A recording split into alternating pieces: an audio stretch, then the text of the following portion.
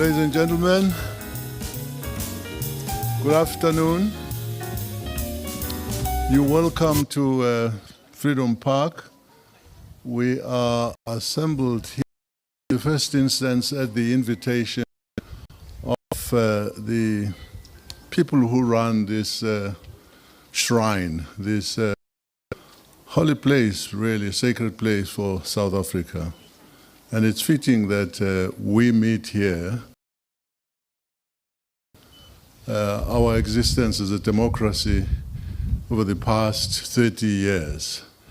They issued the invitation, but so also have many institutions asked former President Thabo Mbeki to give a view on his thinking on the occasion of 30 years of freedom. The international media have been, so also our media, the local media. I think the Black Lawyers Association, other organizations do want quite naturally to get a sense of where we are at this point in time. 350 years or so, we were an unliberated people. The most important date on the calendar of this country, whatever is happening, is the 27th of April, 1994. So getting our marching orders, an assessment from that date, becomes very important. 30 years we are today. I have the honor, the pleasure to ask Comrade, do you say comrade in the media? So I have the honor to ask former, if you want, President Thabo Mbeki to come forward and share his thinking with the nation and with yourselves all day as he sees it. Thank you very much. President Mbeki. Oh, sorry.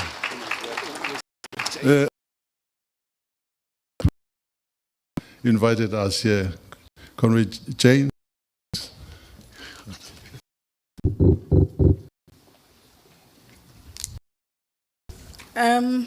So much. Your Excellency, President Mbeki, the former President of the Republic, Your Excellency, Mama Valeka Mbete, the former Deputy President of the Republic, the Deputy Chairperson of the Thabo Mbeki Foundation, Tate Vincent Mapai, the Deputy Chairperson of Freedom Park Council, Mrs. Korambia, the Chairperson of the Charlotte Maxeke Institute, Mr. Tulasizo Makanya, Your Excellencies, Ambassadors, High Commissioners, members of the Diplomatic Corps, the leadership of political parties present amongst us, captains of the industries, chairpersons of sister entities for the Department of Sports, Arts and Culture, but in general, private and government entities, the South African Royal Princesses Network, the traditional leadership amongst us. I've seen traditional leaders, Mr. President, amongst the audience. Ladies and gentlemen, members of the media, good afternoon. Mr. President, in 2006, when you launched this space that we are seated at today, Skumbuto, and it was on Reconciliation Day, you said that Freedom Park tells us of where we come from, why we are where we are today, and how we will continue to strive for a South Africa that truly represents the vision for which many of our heroes and heroines sacrificed their lives. Because, and you said, we recognize the fact that it will be impossible to build a non-racial and non-sexist nation if we were to become indifferent to our past. You also unpacked at some point the broadest meaning of freedom. You said freedom, as we are celebrating freedom from the terrible vagaries of nature, freedom from socioeconomic backwardness, and freedom from prejudice and oppression, ensuring that the body, the mind, and the soul are freed to explore and achieve the highest potential that humanity can attain. We also recall, Mr. President, in defining Freedom Park when you said that Freedom Park will be a place of hope in which will be embedded the rich history of our country and all humanity. You said it will represent both a transformed landscape and historical memory intertwined. It will be a place to hold our memories in incubation, allowing them to nurture a future free of bitterness, free of hatred, free of stereotypes, free of racism, and free of the destructive fury of war. Indeed, Mr. President, Freedom Park celebrates South Africa's heritage. It is a center of knowledge aimed at deepening understanding of South Africa and its people. It is here in Freedom Park, Mr. President, where we have honored those who died for the freedom we enjoy today. And I'm happy to report to you that as we are seated here, we have invited over 185,000 names across the 8 conflicts that shaped what we call South Africa today. And Mr. President, for us, as we look back at the 30 years of freedom, we do that through the lens of our mandate, which is to honor those who gave their lives for the liberation. The reality of the fact is that to attain this freedom that we enjoy today, countless South Africans and others beyond South Africa paid the price. Many of the freedom that we talk about today. 30 years of freedom, Mr. President, has been a period of profound transformation marked by both successes and challenges.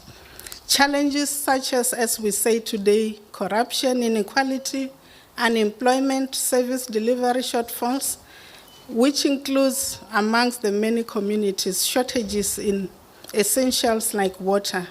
However, as we reflect on these challenges, we do not forget to celebrate the triumph of the human spirit, the gains, the many gains that have been done. And we are gathered here, as we have just celebrated 30 years on Saturday, to launch what we call 30 at Freedom Park Dialogues. And these are about 10 dialogues which will unfold over the years to embark on an honest reflection on where we come from, where we are today, but most importantly, to chart a way forward. You have been an astute guide of Freedom Park. You have challenged us, Mr. President, to think deeply on the mandate of Freedom Park and how it should impact on society, amongst others, engaging the nation in a dialogue. And we thought, as we have partnered today with the Charlotte Maxeke Institute, to ask you to reflect as we open these dialogues, Mr. President, to reflect deeply and guide us. How should we handle these 30 years? How should we celebrate? What are the successes that we need to profile? But most importantly, how do we navigate the challenges that face our nation today? And as I sit down, I just want to reflect on the words of Charlotte Maxeke, who says that this work is not for yourself. Kill that spirit of the selves and do not live above your people, but live amongst them. And if you can rise, bring someone with you. And as we reflect on these words, Mr. President, have we succeeded to live amongst our people? Have we succeeded in bringing somebody with us as we rose, as we celebrate this freedom? And we are looking forward to learn from you. I thank you, and you're all welcome.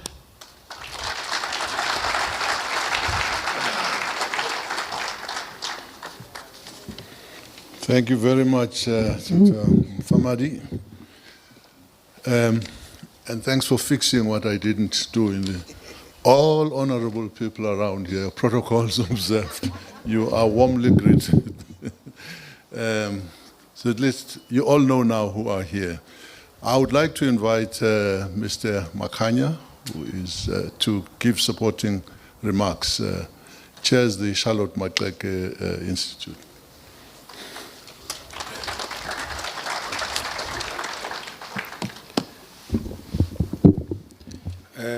Prime Director, thank you so much. His Excellency President Thabo Mbeki, Mayor Balega Mbete, former Deputy President, leadership of Thabo Mbeki Foundation, leadership of Charlotte Maxeke Institute, our host, Mayor Jane, Dr. Jane Mufamadi, and the Council of Freedom Park.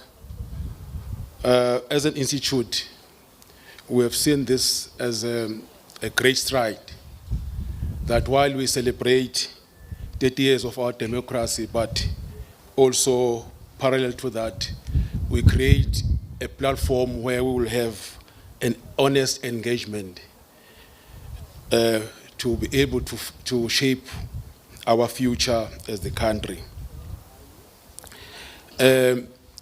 Charlotte Maxeke Institute was created by 3 families connected to Maxeke, and our intention was to preserve the name, promote the teachings, and make sure that we celebrate her legacy. So we have created this partnership with Freedom Park, and also the concept, Date at Freedom Park. I just want maybe to highlight the significance of that number 30. 30, in accordance to numerology, number 3 signifies communication, self-expression, and creativity. Number 0 signifies eternity, infinity, oneness, and wholeness. Number 30 can be expressed as 3 by 10. In summary, 30 can then symptomatic of creativity, communication, and spiritual awakening, which in turn speaks to the connectivity and link to deliberation type of dialogue resulting in solidarity. So these dialogues will be deliberative dialogue, an inclusive form of discussions, providing a way in which community members of diverse views and experience seek and share understanding of a problem and to search in favor of a common ground for causes of action. Problem statement, 3 of 4 broad approach to problem, final solution and action plan. Before I sit down, I just want to share with you how many different people would describe our icon, Mayor Maxeke.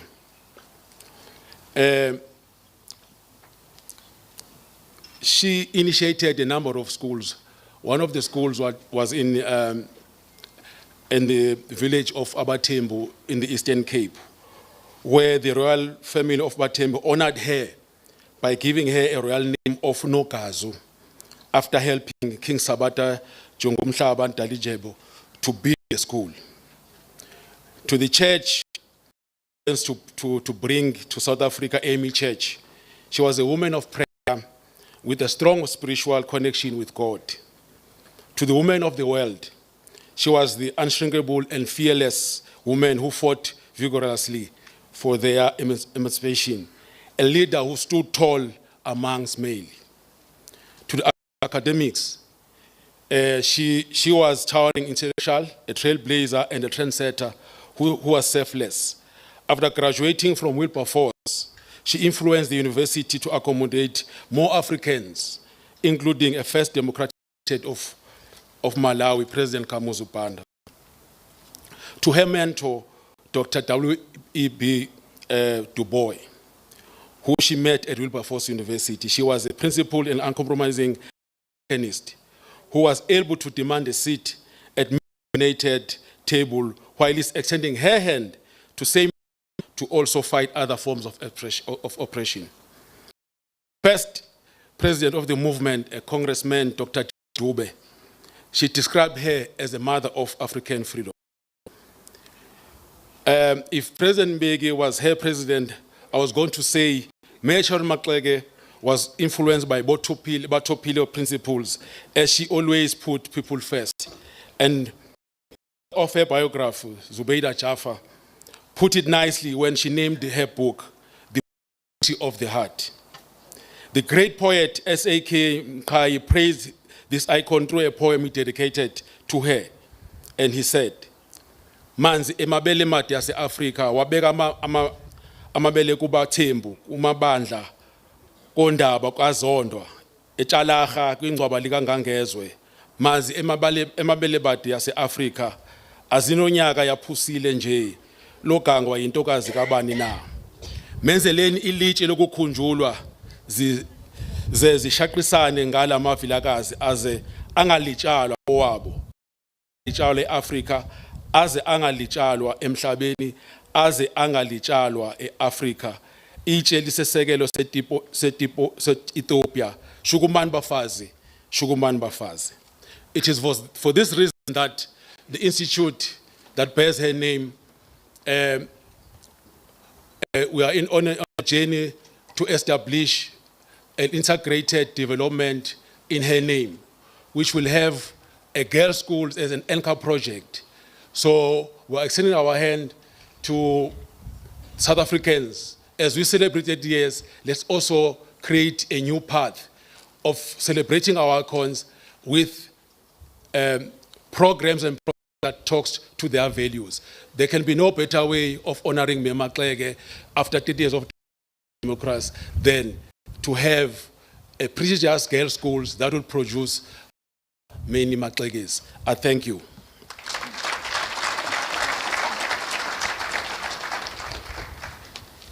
Thank you very much for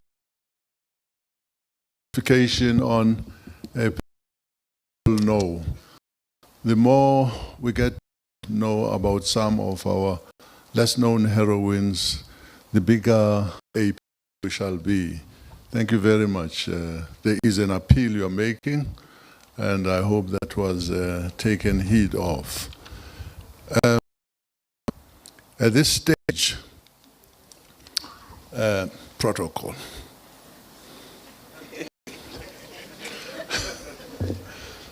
You have all known President Thabo Mbeki. He was the second president of the Republic of South Africa. But before then, he was a very active participant in the struggle for our liberation, working at all levels. Greatest leaders we've had in this country, Oliver Tambo, he also rubbed shoulders with Nelson Mandela, and the baton was handed over to him, and you all know how well the country, the business of the country was discharged when he took over the leadership. I have the honor and the privilege to invite you, Comrade Thabo Mbeki, to address the people. Please rise.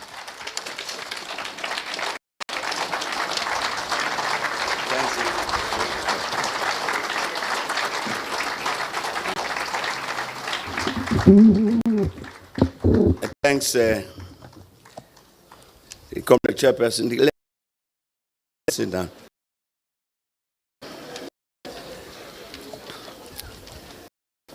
As our chairperson here, Comrade Mabuso Msimang, said, we got a lot of requests to say something about South African democracy at 30 years, and then decided that no, we couldn't. Those individual interviews would take us 6 weeks. That rather let me do one interview one response. And then perhaps afterwards we can then answer the many questions that people might have. But I honestly didn't know Jane Mfamadi, our host, that there would be so many people here today, but welcome, everybody.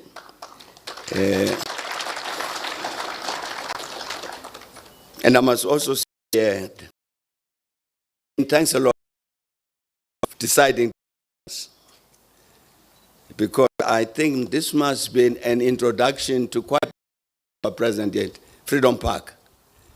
I'm sure it's an introduction to many of us who are here, because I think we have something that we have not done right.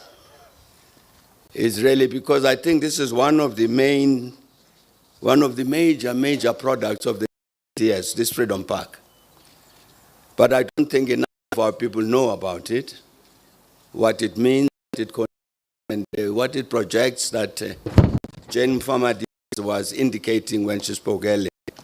So I'm really very, very glad that we are here, and I hope all of us, as we live here, will be proper membership of the ANC. Having joined the ANC Youth League at 13 and a half years, 19, you can therefore imagine what a difference it makes to me and others.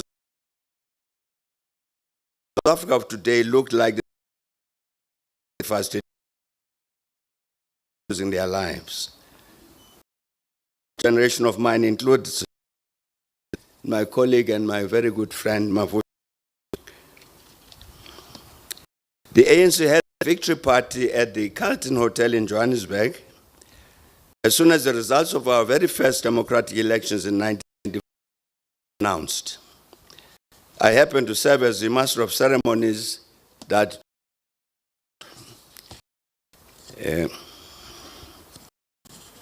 our esteemed guests that evening included Mrs. Coretta Scott King, the wife of the Reverend Martin Luther King. I have a dream speech. Millions were free at last from 50 years of cruel white minority colonial and apartheid rule. And that freedom meant that at last, as visualized in the Freedom Charter, we would have a government on the will of all the people. And this government would lead the protracted but historic process of bringing about the many changes such that in time, our diverse but united nation would proclaim together, again basing themselves on the words of the Freedom Charter, that South Africa truly belongs to all who live in it, black and white. And all of us will recall that the 1994 election manifesto of the ANC was based on the Reconstruction and Development Program, the RDP. After the elections, the RDP was slightly to Parliament by the Government of National Unity as a white paper. And among others, that white paper said, and I quote, "At the heart of the Government of National Unity is a commitment effectively to address the problems of poverty, the gross inequality evident in almost all aspects of society. And this can only be possible if the South African economy can be firmly placed on the path of high and sustainable growth." And of great interest, the conclusion of the white paper is headed a national consensus. And it says, and I quote, "The responsibility for the transformation of our nation is, however, not the responsibility only of the government nor of particular elected officials. It is a joint responsibility of all sections of our nation and calls on all to put their energy and creativity into finding ways of doing things better and differently," unquote. And beyond setting broad objectives, the white paper includes a very important annex. This annexure lists 18 lead projects, all of them funded significantly, then RDP fund, with funds actually specified in the document. To select just 1/3 of these lead projects, these were land restitution, the National Urban Reconstruction and Housing Agency, small-scale farmer development, clinic building, especially in the rural areas and informal settlements, extension of municipal services, and urban renewal projects. And bear in mind that the RDP fund was used to supplement the much larger departmental budgets. However, the fact of these RDP fund allocations specified in the white paper indicated the determination of the government to achieve the socio-economic objectives stated in that RDP document. 5 years after the adoption of the RDP white paper by Parliament, I delivered my State of the Nation address in 1999 after our second democratic elections. And I said then that steadily the dark clouds of despair are lifting, giving way to our season of hope. That our country, which for centuries had bled from 1,000 wounds, is progressing towards its healing. That the continuing process of social and national emancipation to which we are all subject constitutes an evolving act of self-definition. That at the dawn of a new life, our practical actions must ensure that none can challenge us when we say we are a nation at work to build a better life, unquote. If viewed in the context of South Africa, it could be said that these comments were However, I'm very glad that I was actually not wrong, as I am optimistic. The actual reality is that during the first 13 to 15 years of our democracy, government and other social partners did much practically to implement the vision and program contained in the RDP paper and related socio-economic programs. And here I'm referring to programs which did not replace the RDP, as some have wrongly argued. And these programs were growth, employment, and redistribution macroeconomic strategy gear, and the accelerated shared growth initiative for South Africa, ASKISA. With your permission here, once more, I would again quote from a speech delivered last year by the CEO of the South African Institute of Race Relations, Dr. John Endres, to address some of the speculation that has arisen in this regard.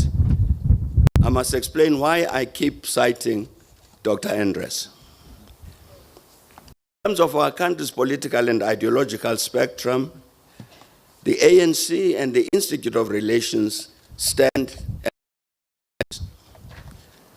Accordingly, there is no reason the Institute would decide for some inexplicable reason to say anything positive about the ANC. When it does this, his view would be more credible in the eyes of many of our fellow citizens, tainted by suspicions of self-serving praise if what he said were to emanate from a member of the ANC. And therefore, I beg the patience of those among us who have read the remarks by Dr. Endres, to which I will now refer. They are very important in terms of the story I'm trying to narrate about South Africa at 30. In July 2009, Dr. Endres addressed the Cato Institute in Washington, D.C., in the U.S., of South Africa under the topic South Africa's third age, what lies ahead. And here is part of what Dr. Endres said. And quote, the period since the 1994 transition can be divided into two ages. The first lasted from about 1994 to 2007. The second age started around 2008, and we're now at the tail end of it. The two ages reveal themselves clearly in South Africa's development indicators. I will describe for you some of the development indicators, and then we'll speak about what lies ahead for South Africa as it moves out of the second age into its third age. And he continued South Africa's first age from 1994 to 2007 across a range of indicators. That GDP grew at an average rate of 3.6%. The number of people with jobs increased from 8 million to 14 million. And the average GDP per capita increased almost by 40%, from 55,000 per year to 76,000 per year in real terms, after adjusting for inflation. Unquote. I will now add further remarks concerning the period Dr. Enders characterizes as our country's first age, and thank Dr. Franz Cronje for his assistance in this regard. Our gross domestic product per capita measured in real terms grew from under 65,000 in 1994 to nearly 80,000 towards 2008. The fixed investment rate rose quickly almost between 1998 and 2008, almost reaching the rising global average. At the same time, our country's investment competitiveness ranking improved to reach a ranking between roughly between 37 and 4th most competitive investment destination in the world. The public debt levels inherited from the apartheid administration at just below 45% of GDP were cut to a low of nearer 23% by 2007. And accordingly, as interest payments were reduced, the savings were reallocated to service delivery improvements, necessary social protection system. And the national data in the period up to 2007 collectively marked progress in advancing living standards that would rival any other post-colonial emerging market. In various studies, there is little doubt that substantial strides have been made in reducing poverty since 1994, whether using a money metric measurement or a multidimensional poverty measure. And although South Africa has made reducing poverty since 1994, the trajectory of poverty reduction was reversed between 2011 and 2015, threatening to erode some of the gains made since 1994. And after the 1998 Asian economic crisis, the GDP growth rate rose steadily between 2004 and 2000. First time that level of economic growth had been maintained for that number of years since the first half of the 1960s. And one important result of the pursuit of the correct macroeconomic policies was that the government achieved the very first sustained budget surpluses since the formation of the Union in 1910. And everything I've just said, confirms exactly what Dr. Enders said, that South Africa's first age from 1994 to 2007 was marked by considerable progress in a range of indicators. And then Dr. Enders went on to say, and I quote, by contrast, for the period 2008 to 2022, the average GDP growth was lackluster at 1.2%. The number of jobs increased by merely by 1 million over a period of 14 years, while the population grew by 10 million over the same period. GDP per capita declined by 1,600 rand as people became poorer in real terms.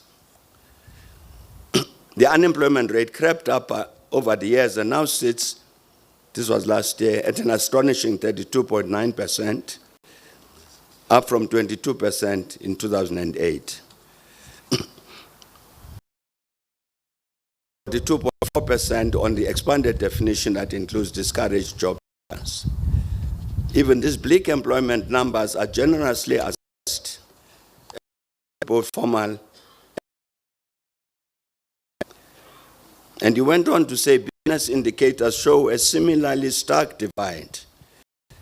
The RMB-BAR Business Confidence Index registered above the confidence indicating 50 mark in 7 out of the 14 years of the first age on a rising trend, but has been below 50,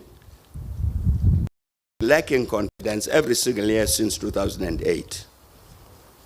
Investments are downwards, with gross capital formation GDP climbing during the first age, reaching a level of 21.6% in 2008, before declining in the second age, dropping to as low as 13.1% in 2022.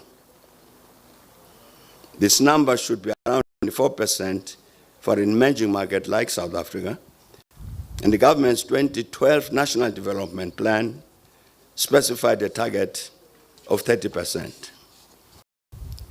And it continues that the lack of investment by the private and public sector has started affecting the infrastructure that forms the backbone of the economy, of the country's economic activity. With dramatic deterioration, while dramatic deterioration is being recorded in road, rail, water infrastructure, the sector that has attracted the greatest attention is, of course, electricity generation. While the total amount of electricity produced rose from 170 terawatt hours in 1994 to 253 terawatt hours in 2007 during the first age, an increase of 49%. It declined from there to barely 2009 terawatt hours in 2020, a drop of almost 18%, unquote.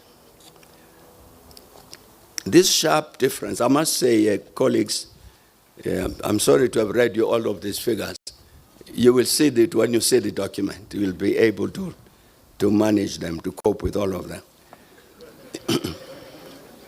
But the sharp difference between Dr. Andres's ages 1 and 2 poses the question, why? An answer to this question becomes especially important because during both ages, the ANC was the major governing. Before I deal with this important matter, I'd like briefly to refer to a central issue which Dr. Andres does not discuss. And during his age 1, our country adopted 2 constitutions in 1993 and 1996.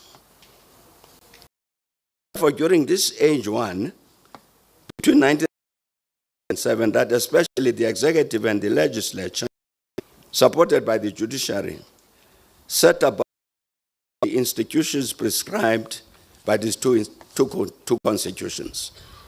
And these institutions include the Constitutional Court, the Independent Electoral Commission, Public Protector, and other Chapter 9 institutions. This also means that the necessary statutes legally to establish these institutions. And other legislation was also approved to repeal a wide spectrum of apartheid laws and thus establish a truly democratic, non-racial, and non-sexist national statutory framework. In summary, in addition to the socio-economic progress made during Dr. Andres's age 1, to the democratic order we enjoy today, to the work that was done during the same period, 1994 to 2007. This brings us back to what I said earlier. The difference between Dr. Andres's ages 1 and 2 poses the question, why? And the answer to this question becomes especially important because during both ages, the ANC was the major governing party. 2 important changes took place during the period 2007-2008. One economic and exogenous, and the other political and endogenous. The political change was the more important of these. During 2008, addition were the budget surpluses which enabled government to engage in counter-cyclical measures. Other things being equal, like other emerging economies, our country could have recovered from the economic recession fairly quickly. However, other things were not equal, centrally because of the endogenous political changes to which I have referred. As recently as 2 years ago, in April 2022, the online journal Politics Web published an article by the eminent African academic and intellectual Herman Gilliomere entitled "When the ANC Lost Its Brain."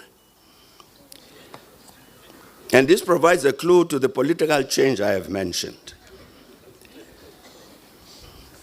All of us are familiar with the concept of the Rooi Gevaar, which was strongly advanced by the apartheid regime and establishment. In his treatise, History, Production, in South African Historiography, Wessel Visser has written that in the 1950s, Meyer published a pamphlet containing a concise communist activity in South Africa. The cover page displayed an ominous specter of a Bolshevist looming like a giant over a Christian city in South Africa. Wielding a hammer and a sickle, the giant went about destroying the city.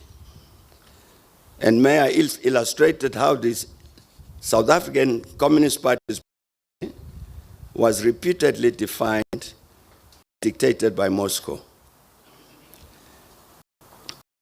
The Red Trap, Communism in South Africa, Chris Mark, a security police officer, asserted that a Soviet-inspired communist plot was being hatched to foster anti-apartheid sabotage, subversion, and he said agents of the organizations like the National South African Students, the Konto Sizwe, South African Congress of Trade Unions, and even the South African Jewish Board of Deputies. They acted in international cohesion, being perceived by the West from its Chinese strategic intentions. And the discourse of the anti-communist publications of this period shifted accordingly from the Red Peril inside South Africa to the Soviet and Red Chinese menace and expansionism in African states bordering white South Africa. And elsewhere, Taryn Halsall and Johan Wasserman wrote that in the apartheid era textbooks, in line with the political ideology of the National Party and within the context of the Cold War, Russia and communism was a red peril. Communism was foregrounded as a threat to especially capitalism and the white way of life. And Wessel Visser said that the average white South African, especially during the period 1974 to 84, was imbued with the psychosis of a fear of a worldwide communist threat.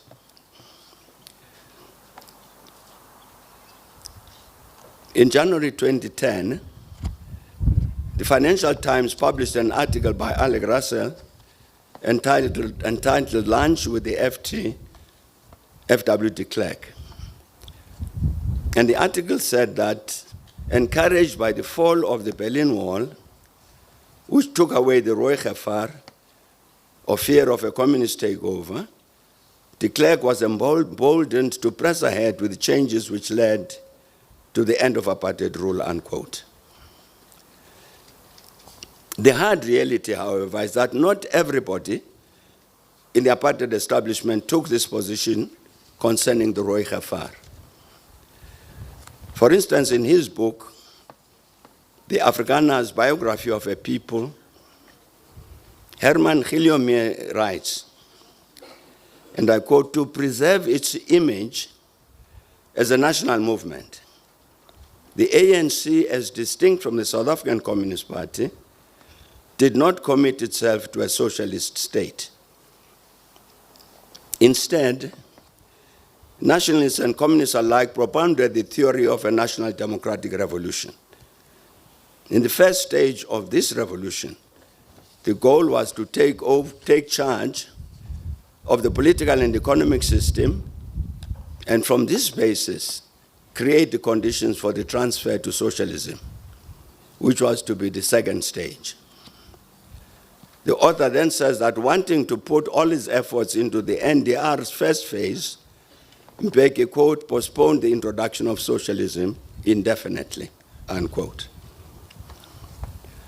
You will understand from this quotation that to this day, sections among the old apartheid establishment continue to hold this entirely false view that the NDR, the fundamental policy of the ANC, is in fact an old communist policy.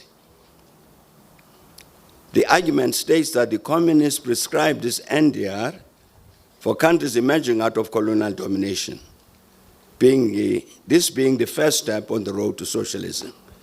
Later, those leading the NDR would then take the next step, the introduction of socialism. It was exactly on this basis that Professor Khilio Mie wrote the article headed "When the ANC Lost Its Brain." And specifically, he wrote, quote, "The ideology of the SACP was very close to that of the Soviet Union. And the SACP dominated the ANC-SACP alliance during the years of struggle. And the ANC's intimate relationship with the SACP and its association with Moscow have acquired something of a smell. It is clear that the paralysis that has seemed to grip the ANC government is due largely to the decline of communism as an ideology and the cessation of the flow of expert advice from Moscow." And quote, President Cyril Ramaphosa's appeals to his voters sounds increasingly like calls to stragglers who have lost, who are lost and without guidance, unquote. These comments communicate the convictions of those unlike F.W. de Klerk, who never believed that the collapse of the Berlin Wall and the disappearance of the Soviet Union meant an end to the Roy Gefar in South Africa. To the contrary, South Africa still had the SACP-dominated ANC, intent to advance from the NDR to socialism, regardless of the fact that it was experiencing some paralysis because it had lost its real brain, the Communist Party of the Soviet Union, and was therefore without guidance because of the cessation of the flow of expert advice from Moscow. Earlier, I quoted some analysts as having written that during the apartheid years, communism was foregrounded as a threat to especially capitalism and the white way of life. And this is exactly how those who were and are convinced that the NDR is a communist strategy leading to socialism understood the threat posed by the electoral victory of the ANC in 1994, that it would establish a system which was, quote, a threat especially to capitalism and the white way of life, unquote. And this threat had to be defeated. And it was exactly to realize the strategic objective that the group emerged from among especially the erstwhile apartheid security forces centered on the former military intelligence division of the SADF, whose objective was to ensure the defeat of the ANC, whose NDR and other policies continued to perpetuate the Roy Gefar. And this group was the leader and practical expression of the counter-revolution whose activities we will now discuss. And one of the important decisions taken by the counter-revolution was the task properly to govern our country. The second important and directly related decision was that the ANC had to be so weakened that it would not be able successfully to frustrate the realization of the first counter-revolutionary task that we have just mentioned. So in December 2007, the ANC held its 52nd National Conference in Polokwane in Limpopo.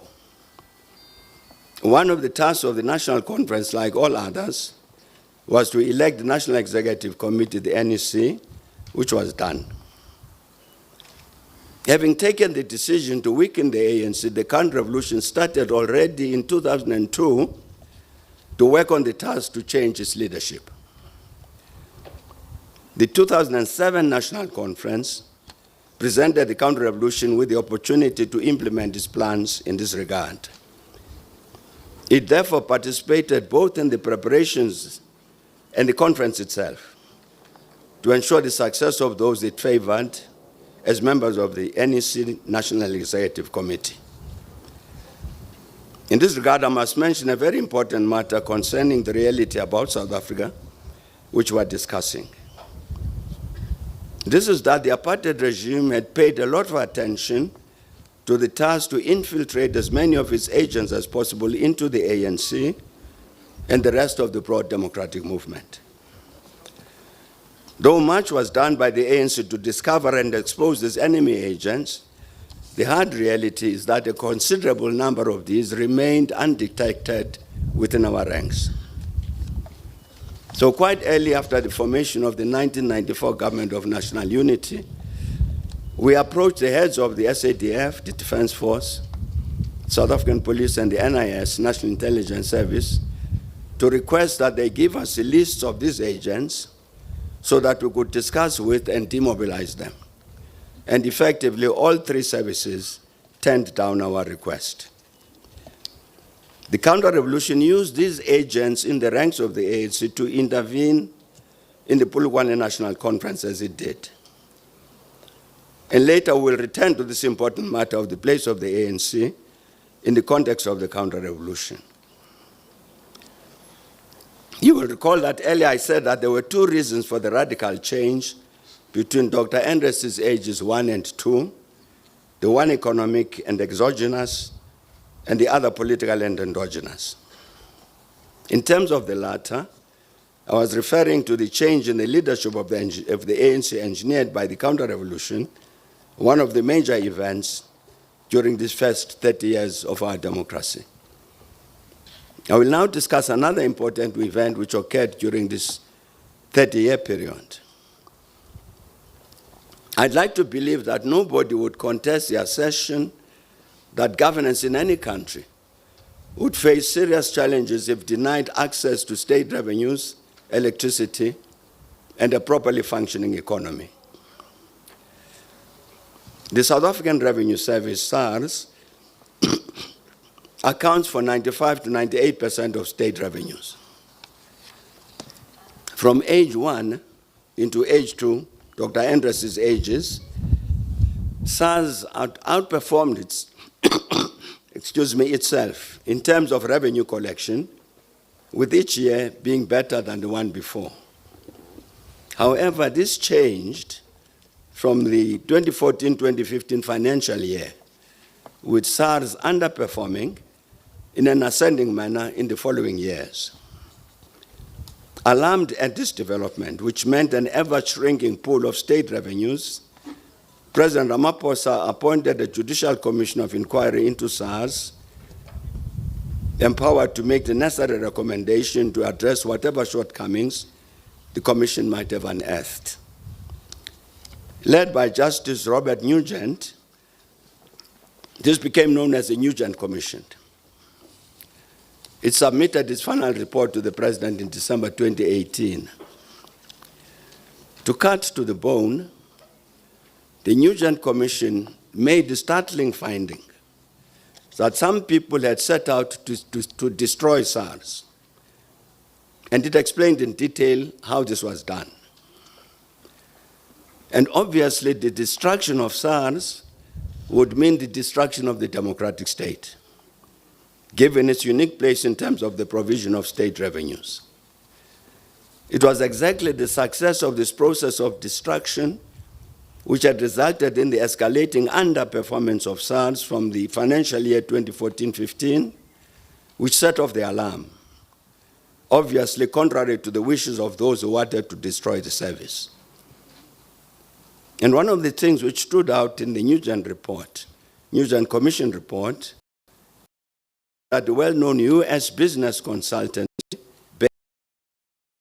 had played in planning and participating in the attempted destruction of SARS. The Commission also detailed the extensive process of consultation which had taken place between Bain and then President Jacob Zuma. President Zuma himself had appointed the Judicial Commission of Inquiry into State Capture, which was led by Justice Raymond Zondo, and was therefore called the Zondo Commission. This commission also looked into SARS, building on the work already done by the Nugent Commission. And here let me quote some of what the Zondo Commission says. Quote, "The SARS evidence is a clear example of how the private sector colluded with the executive, including President Zuma, to capture an institution that was highly regarded internationally and render it ineffective. All these actions and events aimed at dismantling SARS cannot be coincidental. This is especially so in the light of the planning document, which the only feasible conclusion is that the organization was deliberately captured, and President Zuma and Mr. Moyane was the CEO of SARS, the head of SARS, played critical roles in the capture of SARS and dismantling it in the way it was done during Mr. It is a notable feature of the SARS evidence, in contrast to the rest of the evidence which the Commission had, that this is one of the few instances where President Zuma was himself directly and personally involved in the activities and plans to take over a government entity, namely SARS. Another was ESCOM, which is discussed elsewhere in this report," unquote. Obviously, this confronts us with a conundrum. Here, according to the judicial commissions, we have a head of government who joins a process to reduce the very revenues he needs to enable the government to discharge its responsibilities. The point of the possible collapse of that government. So how do we explain this puzzle? The only logical way to explain it is that, challenging as it might be, even to comprehend, here we're dealing with a wolf in sheepskin.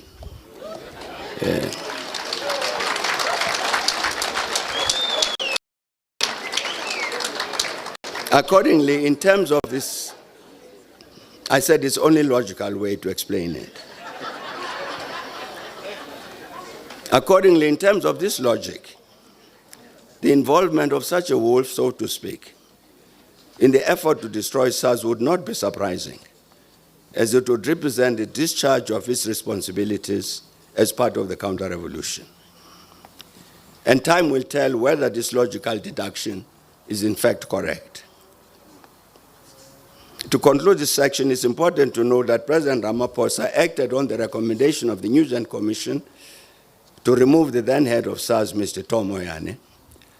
He appointed a new head of SARS, Mr. Edward Kisvetter, under whose leadership the service has largely recovered the competencies it had lost under Tom Moyane.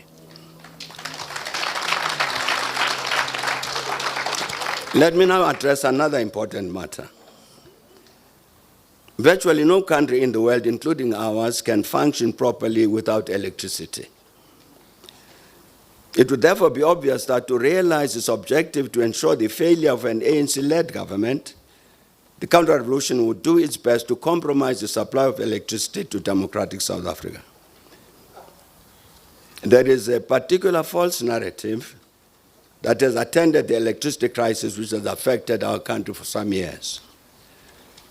And that narrative says that ESCOM warned the government as early as 1998 that if no immediate steps were taken to build new generation capacity, the country would suffer from serious load shedding from 2007.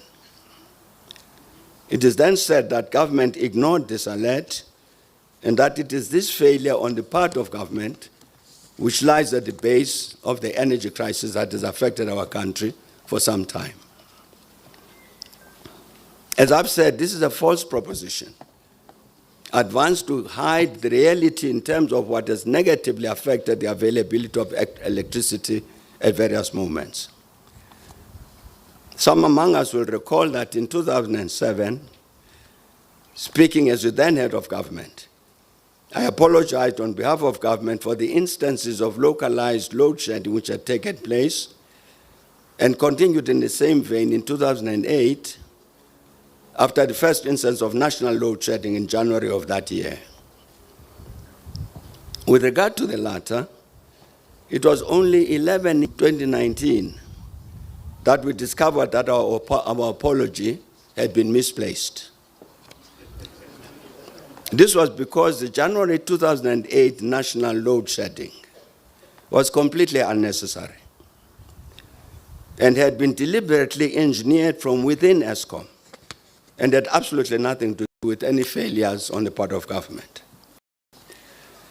In 2017, a special investigation unit and SIU submitted a report to then President Jacob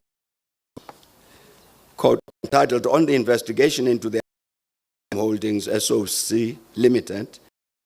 And among others, this SIU report said that Eskom's executive management and board of directors did not heed warnings from the employees of Eskom. Eskom was facing a potential shortage of coal in December 2000. Agency avoided reasonable care. The board of directors did not respond to warnings that the coal stocks were reaching dangerously low levels prior to January 2008 and that the threat of load shedding was a strong possibility, unquote. In other words, the national load shedding in 2008 took place because power stations did not replenish coal, despite warning inside Eskom to do so. Simply, Eskom station managers had defied instructions to replenish their coal stocks until they literally ran out of coal at many of This was a deliberate attempt to compromise the supply of electricity. At the beginning of 2004, the government issued the directive that Eskom had to build new power stations, and two of these were Medupi and Kusile.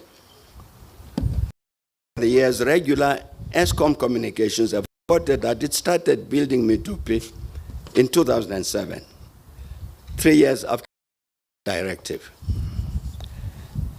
This is incorrect and tries to hide some bitter truth. It is that Eskom started building Medupi much earlier than 2007. And the truth is that the company or companies commissioned to provide the building of the power station did not do its geotechnical work properly. The result is that when construction started, the building sank into the soil. Construction had to stop. What had been built had to be destroyed, and work had to start afresh to prepare the site for construction. At some point, Eskom appointed the law firm Dentons to carry out a forensic investigation of the company to help it overcome its challenges. And with regard to this matter of failure to prepare the building site properly, this is what Denton says, quote, "This led to changes in the foundations which caused significant cost increases and substantial delays of the order of 12 to 18 months.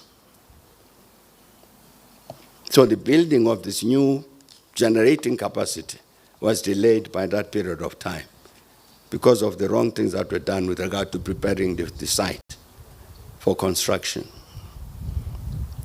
Here was a deliberate attempt to delay the building of the new generating capacity.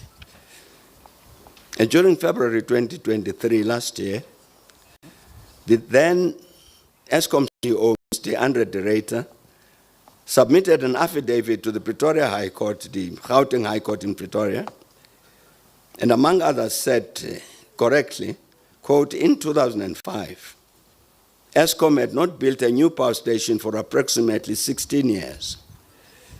Eskom had significantly reduced its skills and capacity to execute mega construction projects, such as instead of awarding 10 key contracts for the building of the new power stations, Medupi, Kusile, and Ingula, Eskom awarded 34 contract passages at Medupi, 46 contract packages at Kusile.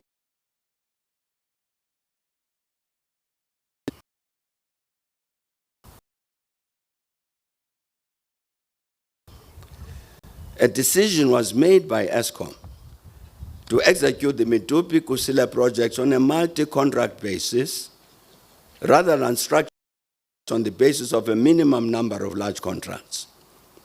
This meant that the responsibility and management with Eskom. This decision, coupled with the shortage of the appropriate skills in Eskom to manage such a large complex project, contributed greatly to the new build project's budget and behind schedule, unquote. It was surely not difficult to foresee this negative outcome when, as Dantons put it, Eskom decided to execute the Medupi-Kusile projects on a multi-contract basis. And later I will come back to this important matter mentioned by Dantons of projects being and behind schedule. If we discount the deliberately engineered 2008 national load shedding, the first national load shedding took place late in and persisted into August, till August 2015, largely oscillating between stages 1 and 2. Means that there was no load shedding for 6 years after the 2008 incident. The question is to end this heavy situation. Once again, Dantons answers this question, saying that Eskom had been underspending on capital expenditure to maintain its generating equipment since 1999 to 2000. And during the same period, Eskom had deprioritized maintenance, that Eskom paid no attention to the generation plant of similar age in other parts of the world was very significantly outpacing its own, demonstrating that it was not age which caused the underperformance of the plant, but the manner in which the generation plant had been operated, maintained, and it was Dantons.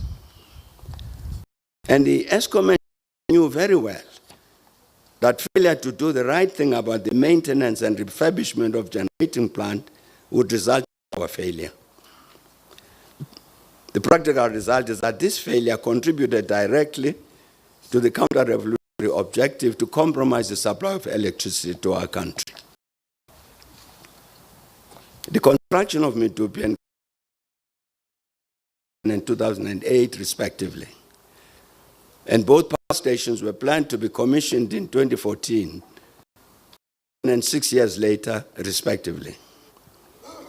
Contrary to this, 2 years ago, only 2 years ago, Eskom expected that Medupi and Kusile would be fully commissioned in 2023 and 2026 instead of 2014.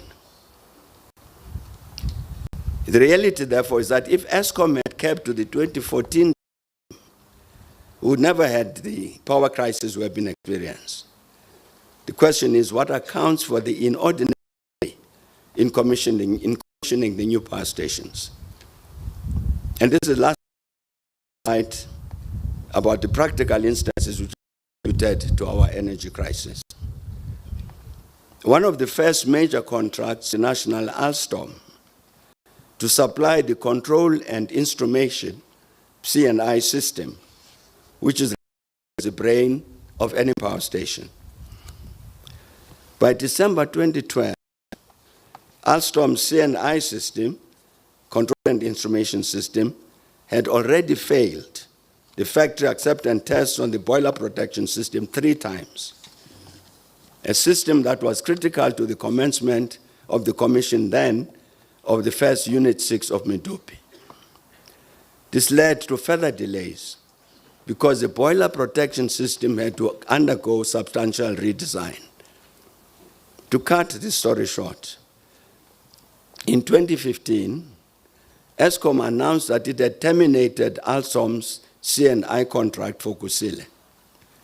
It said the reason for that termination was that Alstom's power plant control system had not met its specified technical requirements, and in addition, would not meet the availability requirements prescribed during testing and installation. It awarded the contract to another multinational, ABB. It is clear that the problems of the C&I control and instrumentation system was as a result of a deliberate decision to choose a technically inferior solution from a supplier that had very little experience, if any, on commissioning such systems in the South African power stations. The inferior solution was chosen ahead of more technically suitable solutions from more experienced suppliers who had tendered relating to the South African thermal power stations. Here is an example of what caused the inordinate delay in the new power stations. There are a number of other instances we can cite, all of them contributing to the objective to compromise the supply of electricity. My last comment on Eskom concerns the matter of the escalating costs. Medupi and Kusile had budgets of 79 and 81 billion, respectively. In 2020, the Eskom board approved budget provisions to complete the power stations, giving 145 billion for Medupi and 162 billion for Kusile. That's double. It doubled the budgets.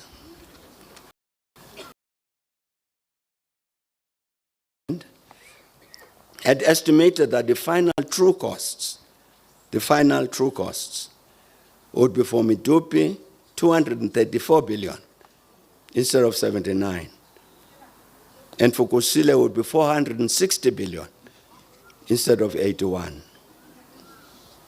And such is a measure of the escalation of the cost of the new power stations, which Dentons wrote about. In addition, concerning the shenanigans at Eskom, we should not underestimate the similarly negative roles of sections of business. And with regard to the foregoing, we can confirm that some of the interventions of the counter-revolution directly negatively affected the economy, while others helped to create an atmosphere hostile to investment. The major business leader, Mr. Johan Rupert, reflected on this investment environment when he said in December 2018, and I quote, "Get down," because he created a perfect scenario for business. I think we could not believe our luck. We should have invested more from the private sector during that period. Before foreigners invest, they look at us, unquote. Of course, there are other instances we can discuss concerning this destruction visited on our country by the counter-revolution in its determined effort to defeat the Roy Gefar represented by the ANC and its NDR. I'm talking here about such institutions as the South African Police Service, SAPS, National Prosecuting Authority, the NPA, Department of Health, and others across the board, including the state-owned enterprises. And earlier this month, in April 2024, this month, one of our communications media published an important article written jointly by advocates Shamila Batohi and Anton du Plessis, respectively NDPP and Deputy NDPP, National Director of Public Prosecutions. This article is entitled, "Building a Fit-for-Purpose NPA is Crucial for South Africa's Future," and make innovation.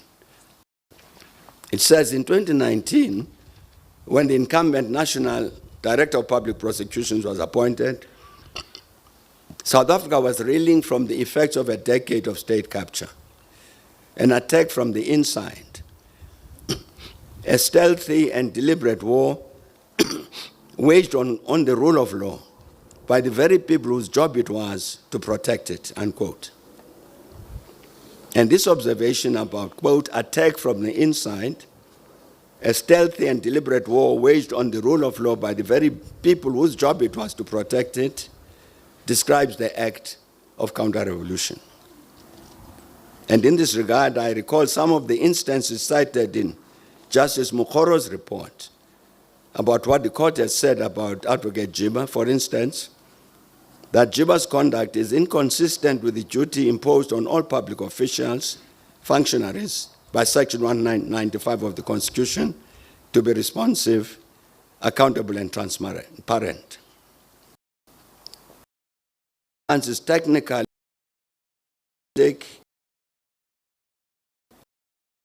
illegal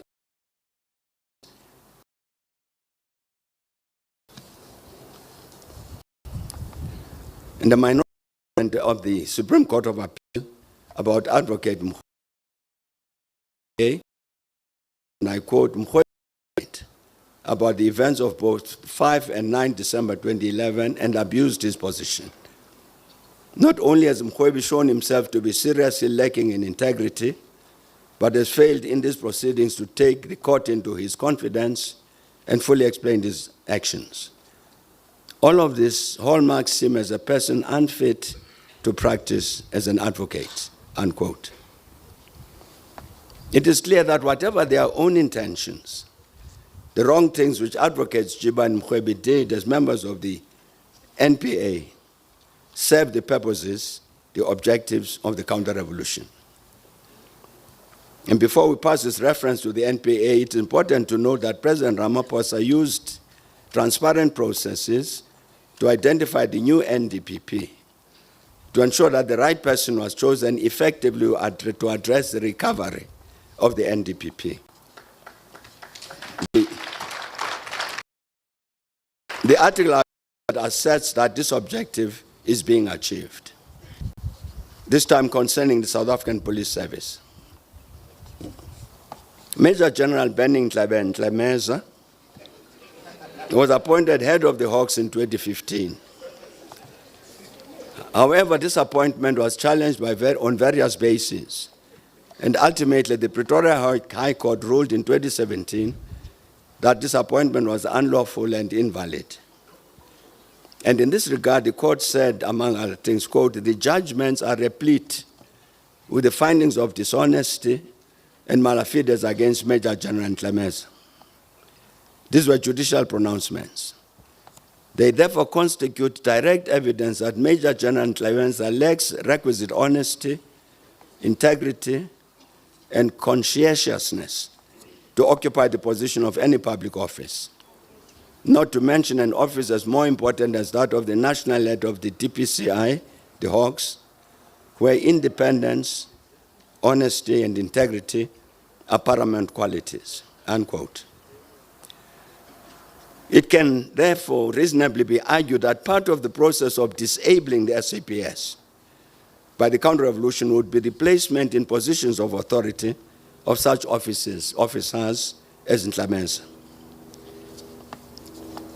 Before I conclude my remarks about the specific role of the counter-revolution, I must cite what the former deputy head of the apartheid South African Army, General Roland de Vries, said recently about the mayhem which took place in July 2021, largely in KZN and in Gauteng. And during an interview earlier this month, General de Vries was asked a question about what would happen in a situation where the state loses control of the stability of this country. And here is part of what he said. Quote, in a sense, I would like to relate that to what happened in KZN in July 2021. On the 11th and 12th of July, if I can remember correctly, after Zuma was incarcerated, KZN started burning overnight. And brand new Range Rovers and BMWs without number plates and people dressed in red T-shirts and caps just driving into the rural areas and the cities. And the plundering started overnight. And it was, to my mind, a well-orchestrated revolutionary threat which materialized as if by signal, as if by magic. Because it says it was, to my mind, a well-orchestrated revolutionary threat. I think it's counter-revolutionary threat, which materialized as if by signal, as if by magic. My question is, what is the capacity of the present government to contain a serious threat if security and stability are threatened? And the general says the government and the police don't have control over the security situation in our country, unquote. It was important that General de Vries made these observations about the destructive and criminal events of July 21,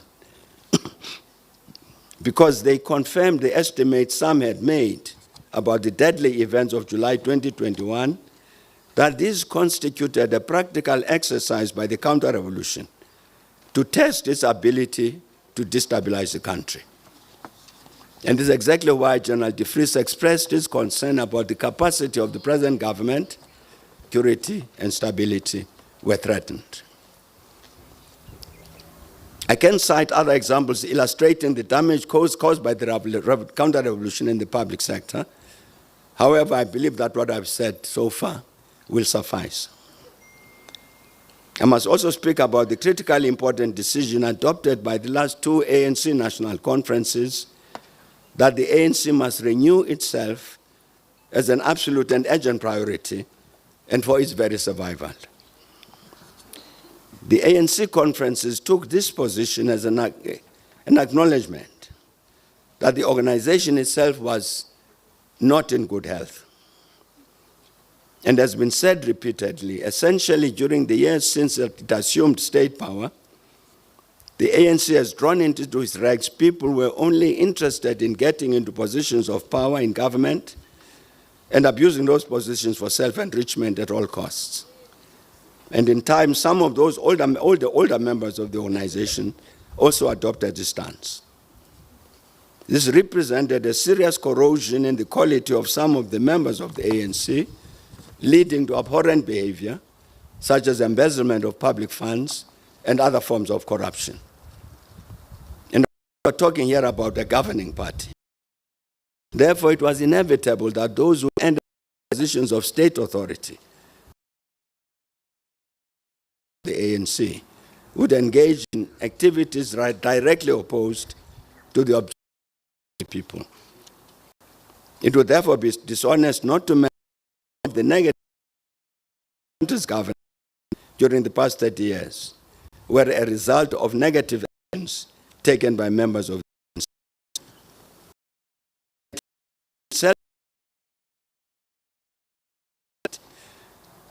This latest and very important policy statement, 2024 election manifesto, some important and relevant commitments.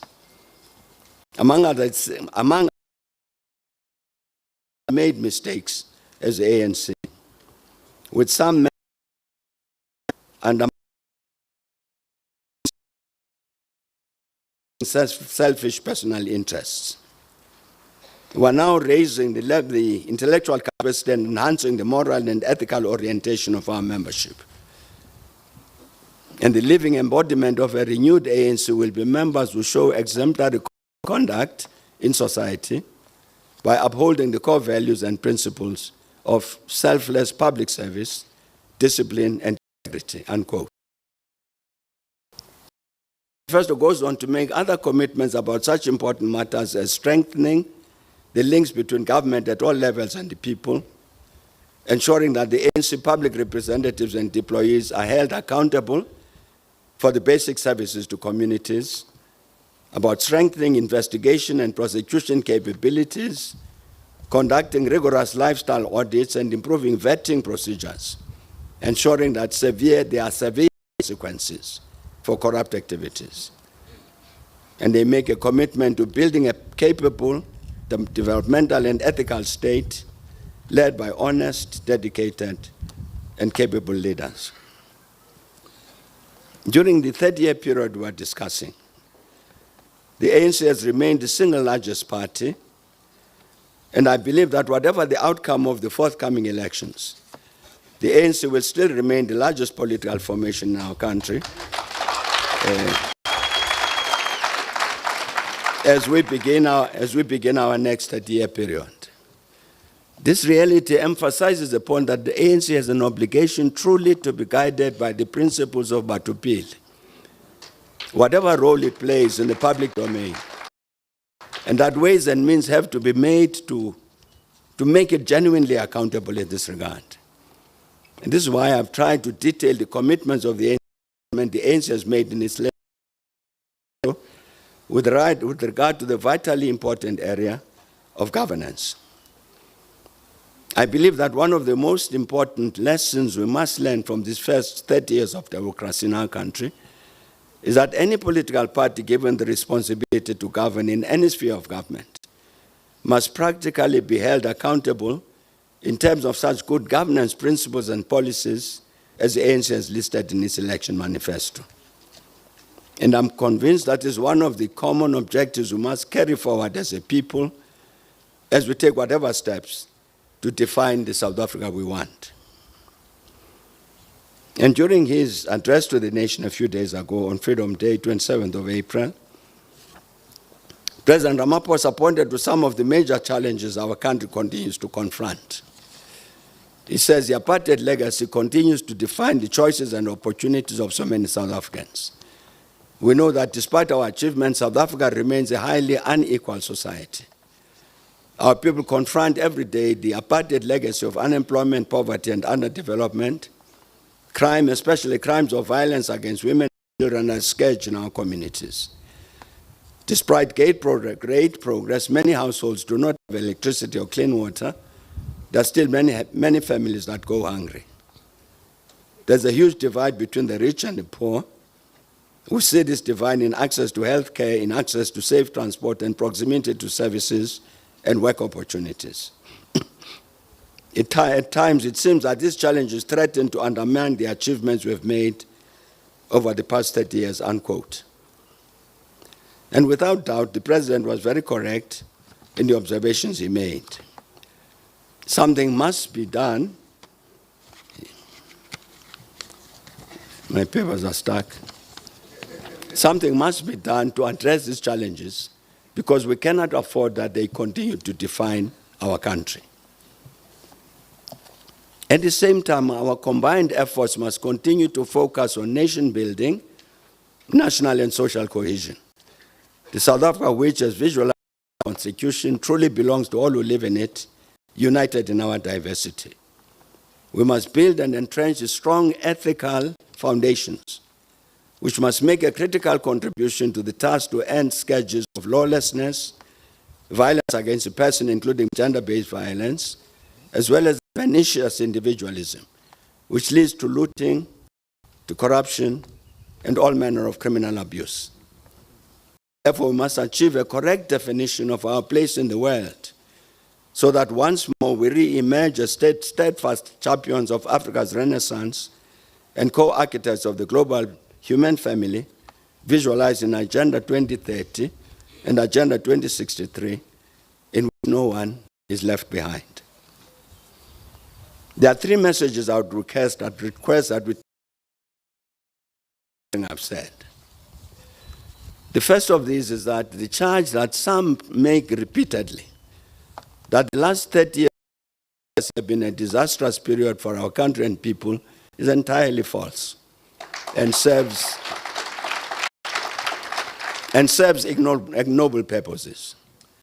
Rather, the achievements realized as a result of the efforts our people during the first 13 to 15 years of our democracy demonstrate this vitally important consideration, that together we have the capacity to take this country to great heights. More than this, it makes the statement that regardless of our situation today, we will certainly enter into a new beginning, to resume the labor of love once more to build a winning nation, a people-centered and caring society. The second message is that the quality of leadership we elect to govern our country is of critical importance to the very survival and healthy development of the democratic rule and governance for which many of our people sacrifice their lives.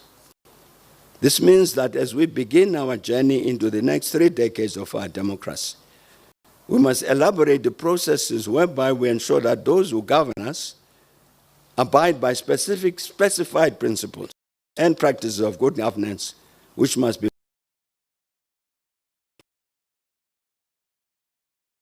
the majority party to engage in of its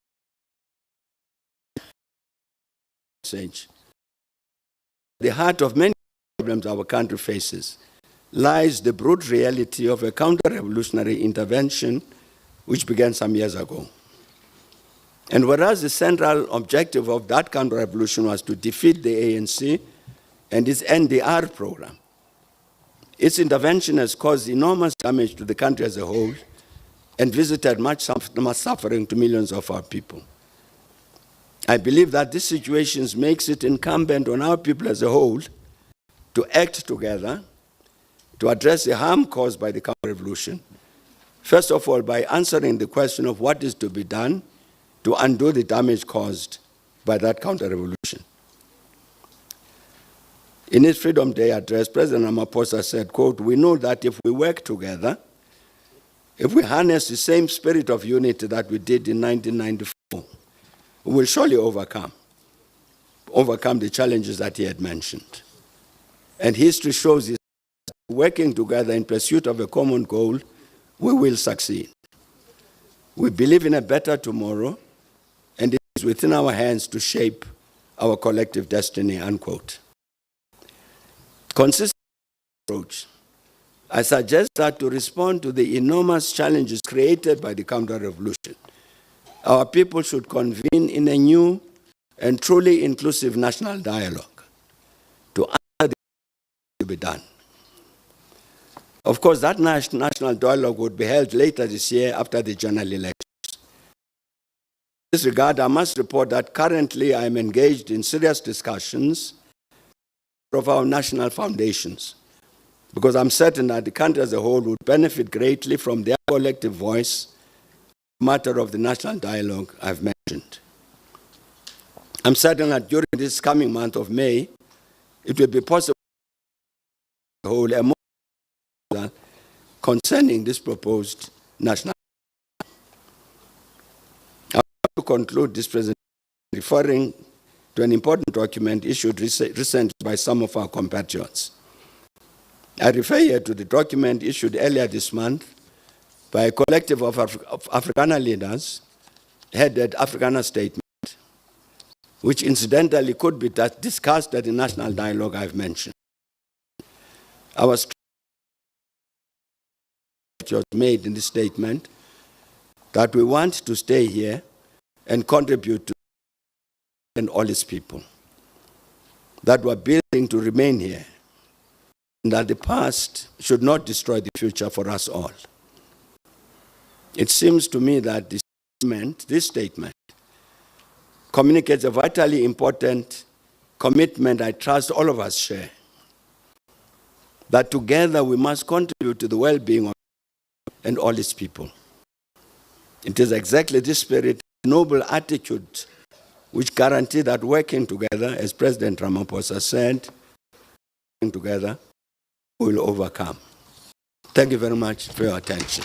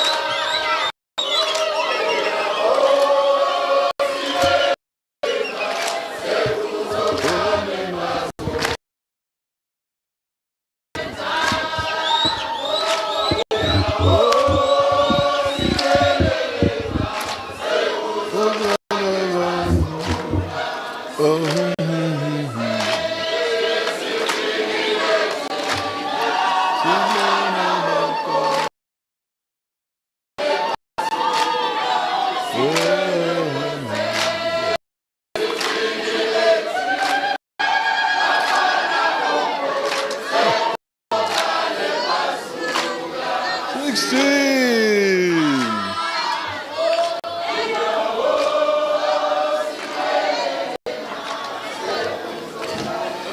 Well, I don't need to distill anything. It's been long but impactful. Again, long live Comrade Thabo Mbeki. Long live is easy. Forward to the next 30 years. I have no doubt that there will be people who would like to ask questions, get clarifications, or make comments. I've got a name here. Upumi would be the first one. You've got the mic already? I do. I am the side. Well, If you you are look, where? yeah, you're looking in the right direction. Yama?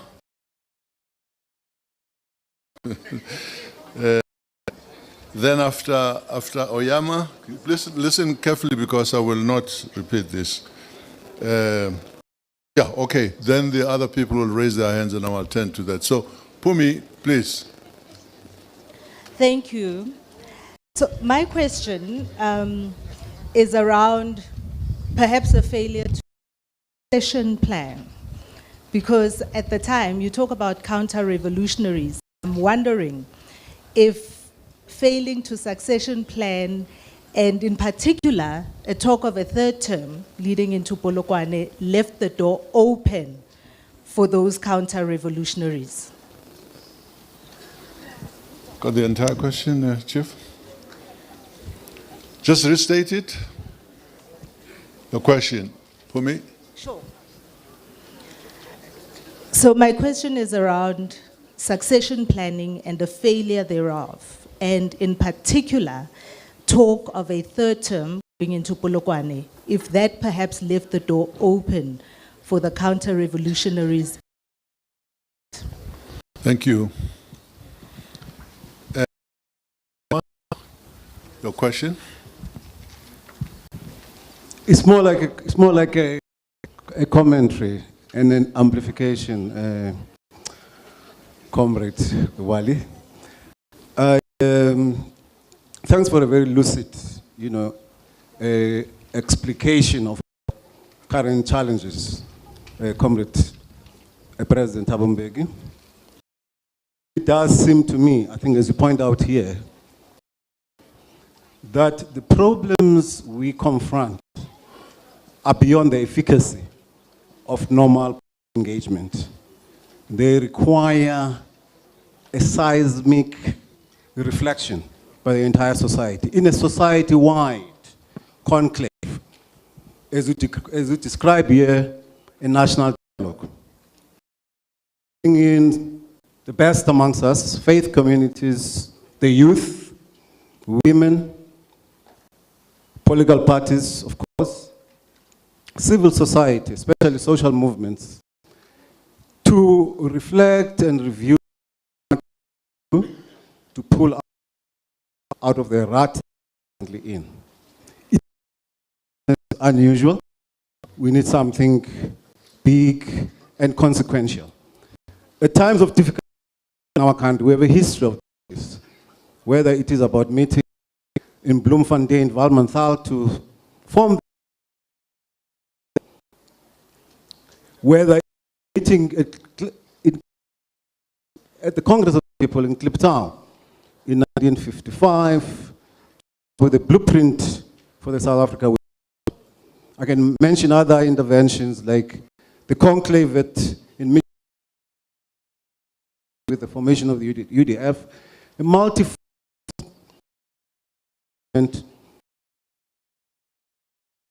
together with that, of the formation of on the 1st of December in 1985.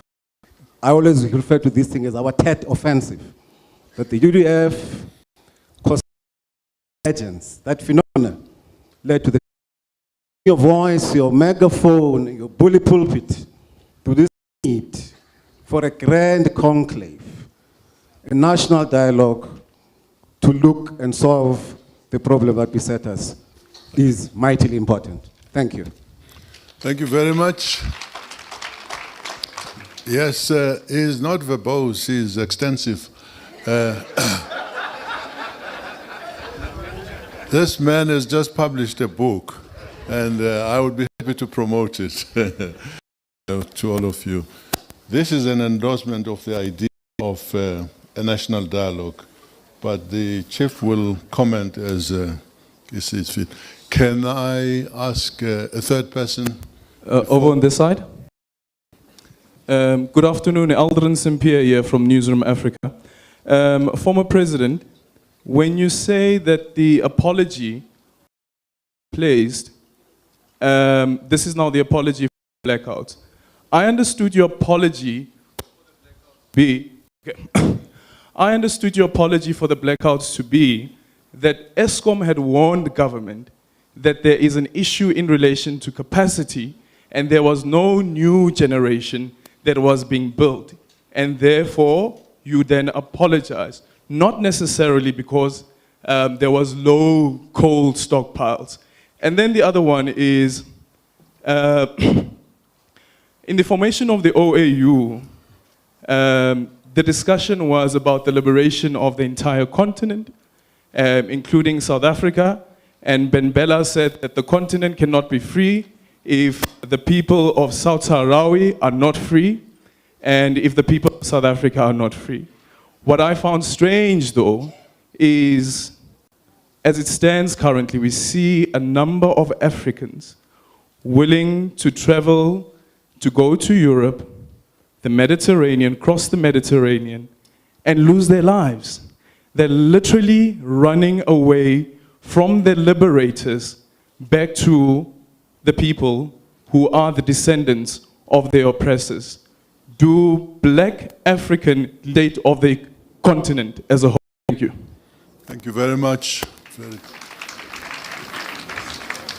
There is a hand I see there, please. I'm here. I'm here.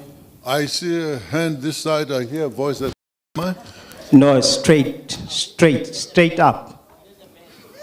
Back. Straight is stronger than your hand, so please, it will be you. Okay, I'm here. Yeah, okay. I'm here. Shoot, please. My name is Prince Shabutle Murabra Maloka of Bakatlaba Maloka. My consent are two. For us to build as the African National Congress in ruling this country, it was because we didn't actually capture the issue of security of this country. The issue of this country in terms of security, it's porous. Really porous. There's no control over the issue for us.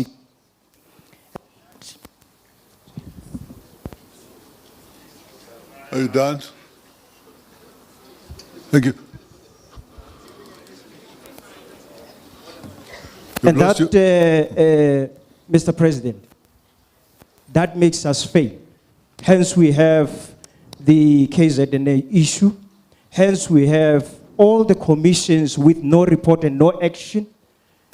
That is the issue of security. Law and order in South Africa is not what it was supposed to be done. And it has failed us as the African National Congress. The other issue that I want to raise, Mr. President, is that during your term, there was a report that actually you have commissioned to find out issues of royalty. You have assigned a junior uncle in the Kekana family to deal with. That report would have helped you and the ANC to stabilize and confirm the issues in South Africa with the governing body. So I thank you for that. Please check on that and make some comment on it. Thank you. Thank you very much. You talked about security, and this reminds announce the presence of our security minister, and is here. Not please. That's the fifth one. Will you? 1, 2, We 1. still do this one. Yeah, this is the last one in this round. Please shoot. Sophie Mkwena from the SABC. Former President Mbeki, you have been accused, or people are saying, you said you are not going to campaign for the ANC I'm so happy that he's in campaigning. the country, and that it looks like we are not able to address those challenges. What prompted you to leave Kilani and hit the campaign trail? And what are your expectations in terms of the outcome? Do you think South Africans will listen to your message? And the last one, in terms of South Africa taking its rightful place internationally, as we speak, the issue of Palestine, you have dealt with as a head of high-level panel on Sudan, on al-Bashir's matter. Now we hear that the International Criminal Court is intending to issue a warrant of arrest for the Prime Minister of Israel, Benjamin Netanyahu. America and Israel are arguing that Israel is not a member of the ICC, and they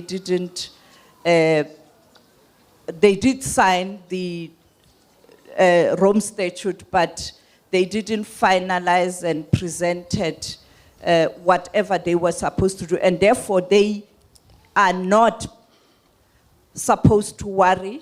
It's not binding to them. America went as far as saying they will impose sanctions on officials of the International Criminal Court, and we saw that happening with Chief Prosecutor Bensouda earlier on in relation to Afghanistan. What's your reaction?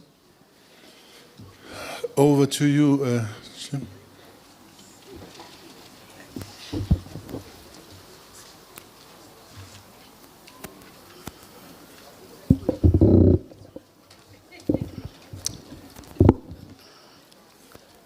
Colleagues, let me start by saying that to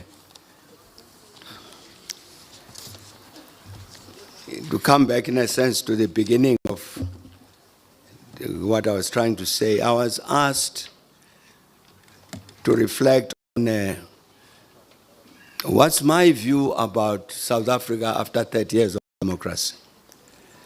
I was trying to do that, to pick on the major issues which define that South Africa in 30 years.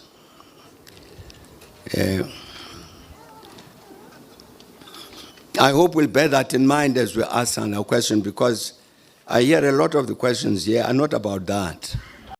They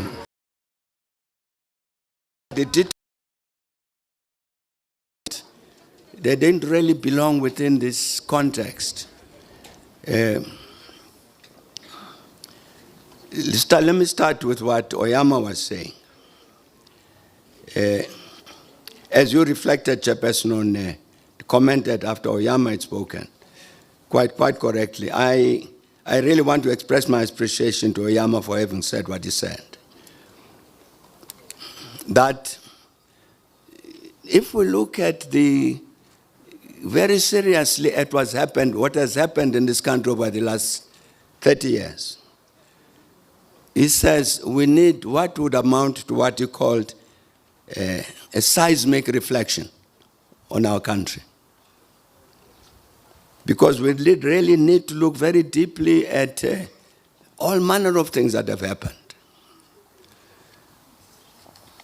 I've said somewhere before that one of the things that worries me is that we actually don't even understand South Africa in the same way. People got very different pictures of what this country is, and will therefore suggest different solutions.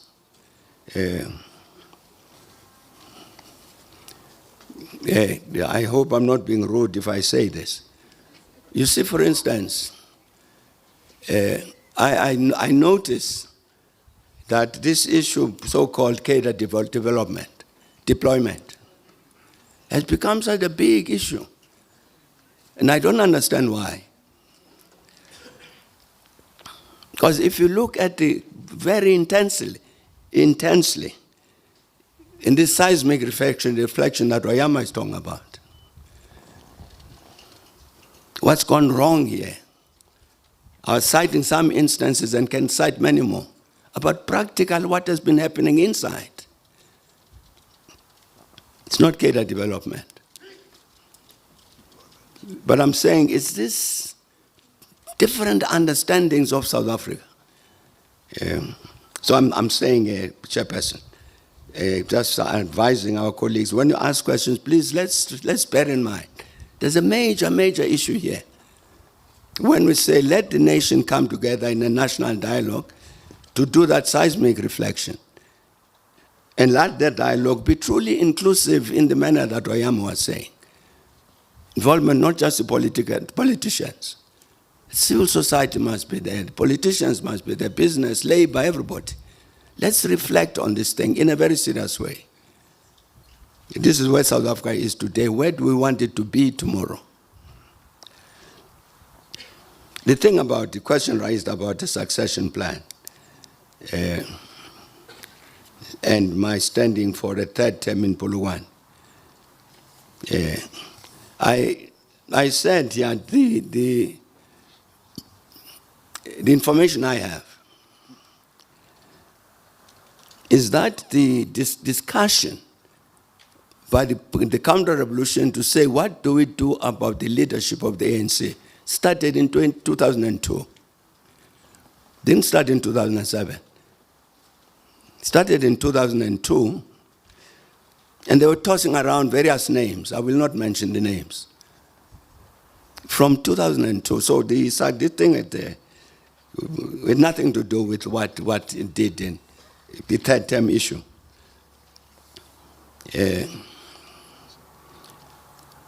Succession plan, again, this is something that we can discuss. It makes me feel very uneasy, this succession plan thing.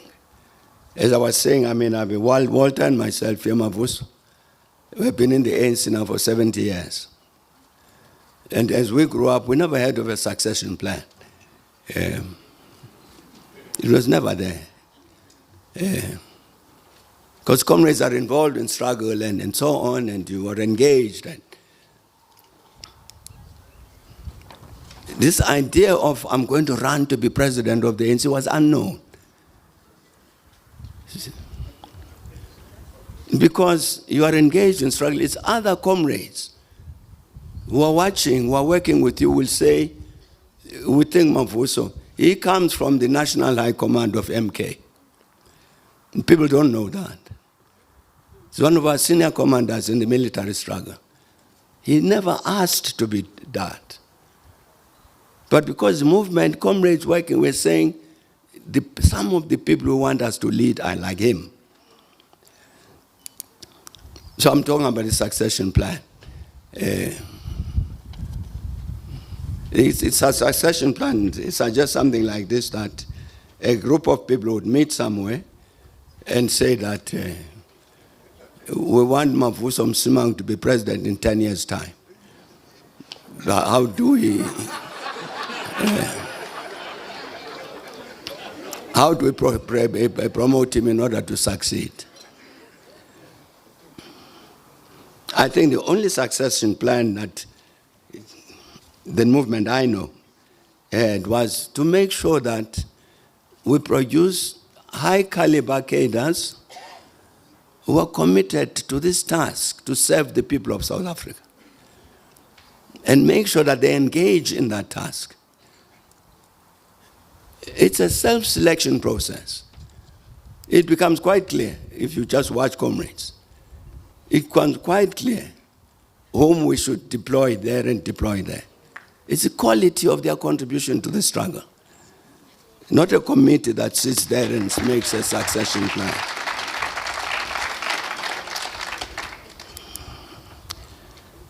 The apology I made concerning the electricity thing I was talking about, if you look at the media records, you'll find it was in December 2007 I apologized. And also apologize, you can also check that, in the State of the Nation Address 2008. What I was apologizing for was that the allegation was the government was asked to take certain steps in order to have new generating capacity. And the ANC did not do that. As a result of not doing that, you then had power failures. Because indeed we had not done what ESCOM had suggested in 1998, we hadn't done it. I apologize that we had not done that which ESCOM had suggested. Because it was then said in that argument that because we didn't do what ESCOM had proposed in 98, therefore there were power failures. That's what I was apologizing for. Some peer was asking this question. With regard to the migration of Africans to Europe, you know, Senegal, the Senegalese population, one of their staples in terms of their diet is fish. But what has happened is that there's been a lot of fishing by huge trawlers off the Senegalese coast. And part of what's happened is that what the local fishermen in their little boats who don't go deep into the ocean, can't go into the ocean because the small boats are small, their catches have been dropping over the years because over the overfishing on that coast. When we left government, we were discussing the possible deployment of one of our boats, of one of our corvettes, to patrol that part of the African coast against illegal fishing. Because that illegal fishing was denying the Senegalese the staple diet, the staple in their diet, which was fish. So if you look at the migration from Senegal into Europe, it's not the failure of government of Senegal, it's that overfishing. As a result of which, to make a living, you get people then migrating to Europe or even South Africa because of that. I think we need to look very, very practically. The president of Ghana, President Mahamba, was telling me a few years back that they were invited to a meeting in Malta by the European Union. The European Union was saying that let's reach an agreement between the EU and these African states from where the migrants originate to find a way so that the migrants don't leave Africa, and the EU were ready to give monies to the African countries to help in kind of stop that migration. And President Mahamba was saying, he spoke at that conference and said there is a part of Ghana which historically, traditionally, grows chicken. In pre-colonial days, they breed and grow chicken and so on, and that's continued into the independence years. And so he says, I said at the conference, please keep your money, but stop exporting chicken parts to Ghana. Because you've got subsidized agriculture in the EU, as a result of which the chicken that is exported from the EU into Ghana is cheaper than the chickens grown in Ghana. And he said this was destroying the poultry industry in Ghana. It was the export from Europe of cheap chicken parts.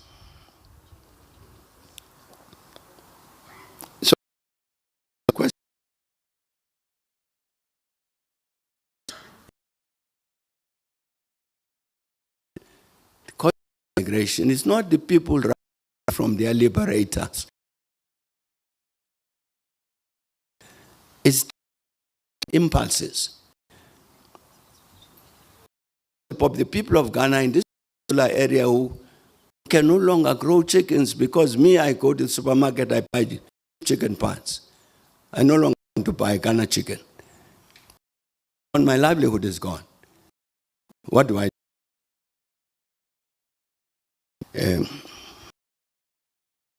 It's even those issues. What that are pushing these Africans out of the continent to risk their lives across the Mediterranean, the Sahara, and all that. I think if one looked at them closely, you'd find that it's not people running away from their erstwhile liberators. There are other push factors. The matter about security, which is raised by Mukhatla there, Thabo,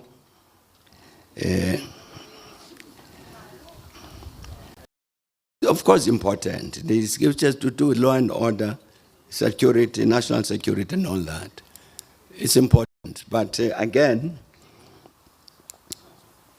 we want to look at national security here. He makes an accusation that it's a particular failure of the ANC. Maybe it is. But I would prefer that we really have a look. What's happened to the National Defense Force? What mistakes were made? What happened to the South African Police Service? What happened to the intelligence services?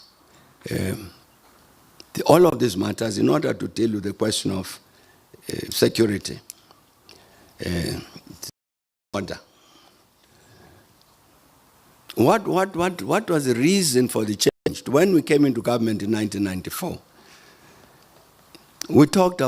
we put in place a department and a Ministry of Safety and Security. Later, this was removed. Instead of a Minister of Safety and Security, that Minister of Police. When we came into government, that we don't militarize the police. The police are a service to the people. It's called the South African Police Service rather than South African Police Force. It's a service to the people. It must be integrated among the people. That changed. So again, as happened during the apartheid, as you have police officers who've got military ranks.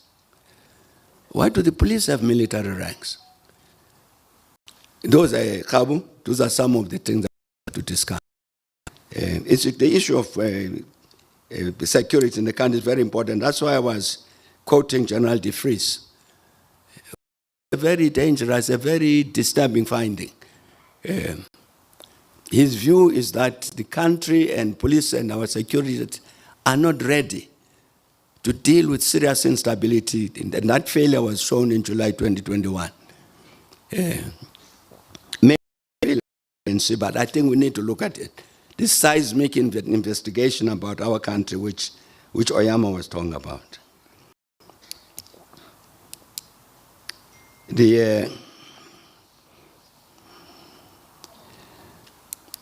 Indeed, the US was involved in the negotiations for the Rome Statute, which resulted in the formation of the International Criminal Court. They were very actively involved in those negotiations, but then took the position that that thing would not be binding on them. The statute and therefore the ICC and all that. Indeed, they visited individual countries, get individual countries to sign an agreement. We, South Africa, undertake that we would never assist in charging an American and sending to an American to a court other than US courts. When they approached us to do that, we refused. We said no. But the fact that people have not signed the Rome Statute does not mean that the International Criminal Court cannot charge people from those countries. Indeed, Sudan itself, Sudan had never ratified the Rome Statute, but they thought they could. They issued a warrant to arrest then President Bashir. So it would be no different if they do that with regard to Israel, to Prime Minister Netanyahu. It will not be different. It's their practice. The ICC has got that, whether you have subscribed to the Rome Statute or not. Sophia had said publicly that when the SABC asked me this question a few weeks back, whether I was going to campaign for the ANC, I said, I think it's the task and duty of all members of the ANC to campaign for the ANC. So there's nothing special about my campaigning. It's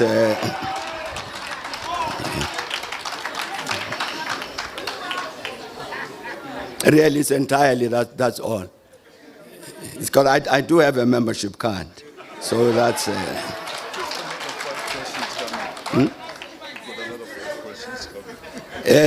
I think I've dealt with the 5 questions. Thanks a lot.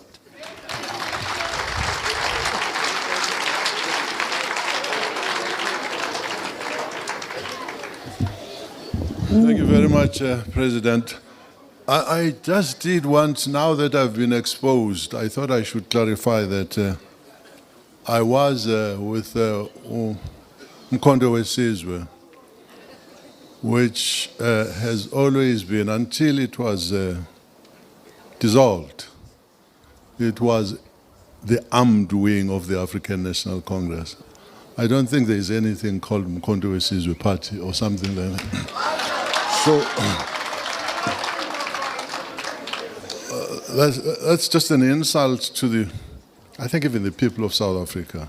But until I get to be president in 10 years, I may not comment on these things. I do want to give myself the latitude while waiting for the next set of questions to say, I think it's politicians must be ready to take the knock. They ask to represent people, and so when they are criticized, I think we should accept that. I do wish I could understand from people associated with the media why there is hardly any footage on the massacre that's going on in Gaza. Who authorizes what our own media may publish? It's very worrying, to be honest with you. It's extremely, extremely worrying. Yeah, there's a lot of other things that we see. May we have another set of questions? We're allowed that. You have the right. Okay. Thank you very much. Deputy President of the Veterans League of the real Mkhonto Wesizwe. You know, not these things that we are subjected to. Thank you very much, President, for that analysis of what constitutes the real threat that faces South Africa right now. And I'm quite glad that you spent some time in giving us an analysis of what informs this counter-revolution and locating it in the old apartheid regime. However, I want to expand this location and say, obviously, in as much as your focus was just on the old regime, where do we locate this threat on a global level? And how should that inform our foreign policy? And can we say that the rise of the global south is assisting us in dealing with that particular threat, especially because you say this thing was viewed, the NDR was viewed as a threat to the capitalist order as well as white privilege. So when we look at that on a global level, what does it mean and how should it inform our foreign policy? Secondly, given the fact that you say part of the threat was to weaken the African National Congress, how do we then deal with this particular threat in the context of coalition governments? Because there is a threat that this particular threat you speak of, this counter-revolution, may spill over outside of the African National Congress. And one might even infer that it has already spilled over when you look at how coalition governments have destabilized municipal or local governments. Thank you very much. Thank you very much. Oh, by the way, I'm giving some carry from the OR Thabo School of Leadership. That's very important. Thank you. Thank you. I also took the liberty. Yes, I'm here. Yeah, thank you. I also took the liberty to write it down, my question, so that I can be relevant. I represent the community that you came through, Salvacop, which you come through. We also are celebrating 30 years because we've been here for the past 30 years, and there's so much history that goes with it.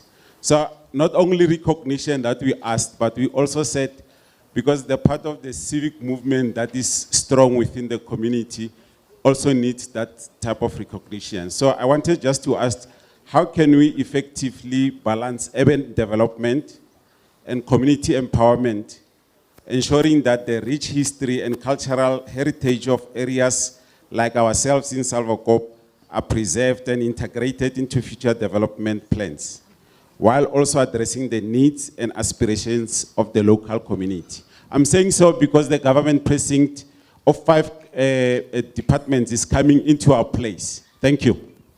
Thank you very much. I don't want to be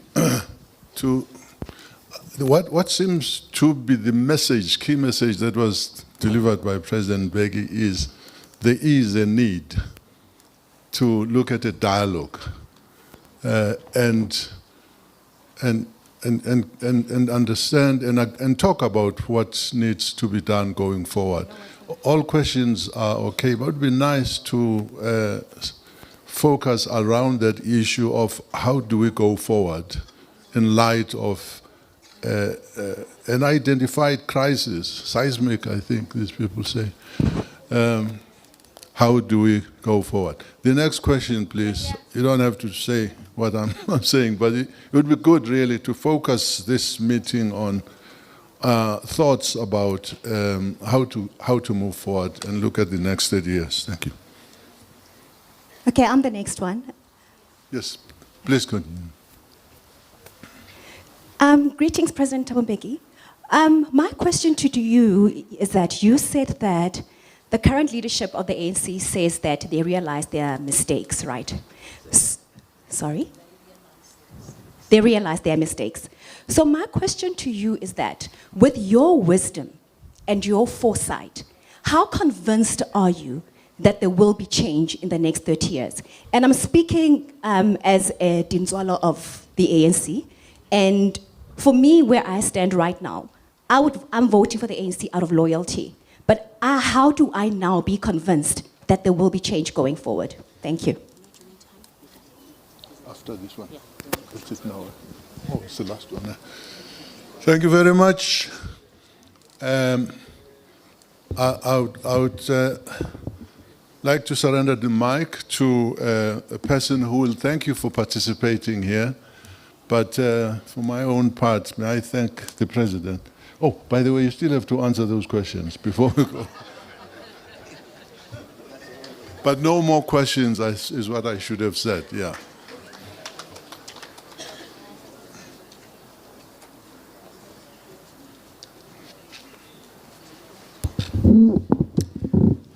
With regard to the question concerning community development, empowerment, and so on, the Salvacop community, indeed, it's, I wish I could engage people in government about that. Because I agree with you that there is need to make sure that that's done. There's a support and empowerment and so on of that community. And there's a particular history to the Salvacop community that I'm generally aware of. That perhaps I would say recommend that you walk into Freedom Park and talk to Jane Famadi and to detail this thing, and then she will engage me, because I think maybe we may intervene to assist in terms of what you are raising, the empowerment of this community.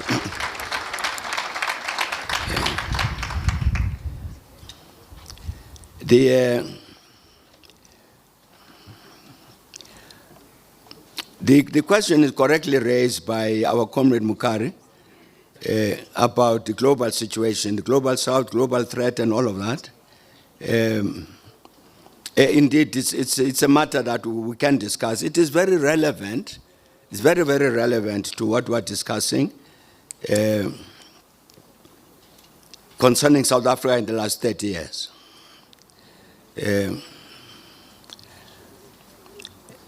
At some point, the then Minister of Defense of Gabon wanted to arrange that the beachfront in Libreville, the capital, it's on the Atlantic Ocean, that the beachfront should be developed. And so his people came down to Cape Town and looked at the waterfront and the development there and decided that really would like that kind of development. So got into an agreement with some South Africans who had worked on the Cape Town waterfront. They signed an agreement that they would come and work with them in Gabon to develop that waterfront.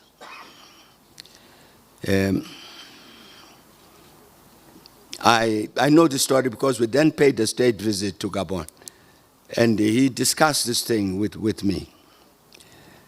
And so the reason defense, it was Minister of Defense was involved because the land along the coast was owned by the Defense Ministry. So they wanted to use that land for that kind of development that we see in Cape Town. And so he says to me, after a number of months, nothing happens. So he checks and says, but why is there nothing happening with regard to this major project? And discovers that the problem is that the South Africans who have got this contract with them, who are going to help them to develop the waterfront, are not getting visas to come to Gabon. So they can't move because the people who have all the know-how and so on, are stuck here in South Africa. So he says he checked this matter further and found that somebody in Paris had communicated to the visa section in Gabon and said, don't issue those visas. So that's the reason these officials in Gabon were not issuing visas. And he says, that's why we could not develop this. I'm responding to the question that is raised correctly about the global setting. Because that's a small example of the kind of impact that would have on South Africa. And in a sense, if you look at even our foreign policy, look at our foreign policy. For certainly during the first part, this first 13, 15 years I'm talking about, that Andres is talking about, the matter about Africa policy was very strong in terms of the country's foreign policy. All of these ideas about an African Renaissance and NEPAD and this and that and the other, very much part of our thinking.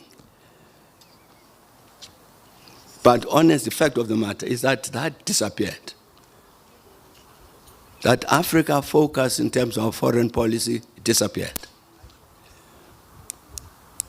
We can discuss the question why. Certainly there were other people in the rest of the world who were very, very glad that that focus on Africa by South Africa disappeared. Yeah. But it's a subject that would need with a lot of time.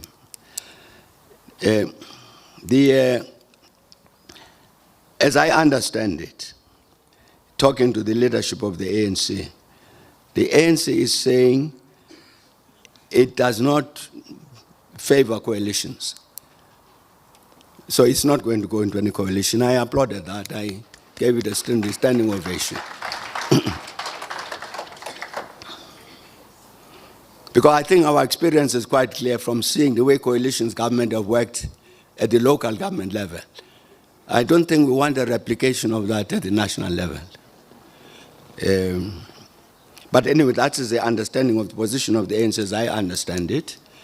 In the current election, we're fighting to win, and that's it.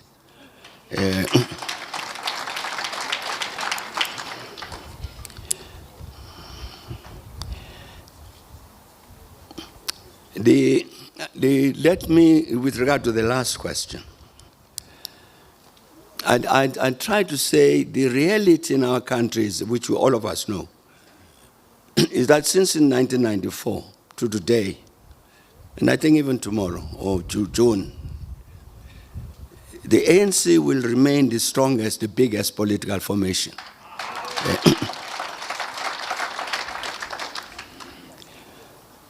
I think that represents a challenge to the ANC. We become the governing party for so many decades. It's a vote of confidence by the population. But I think the ANC must respond to that vote of confidence.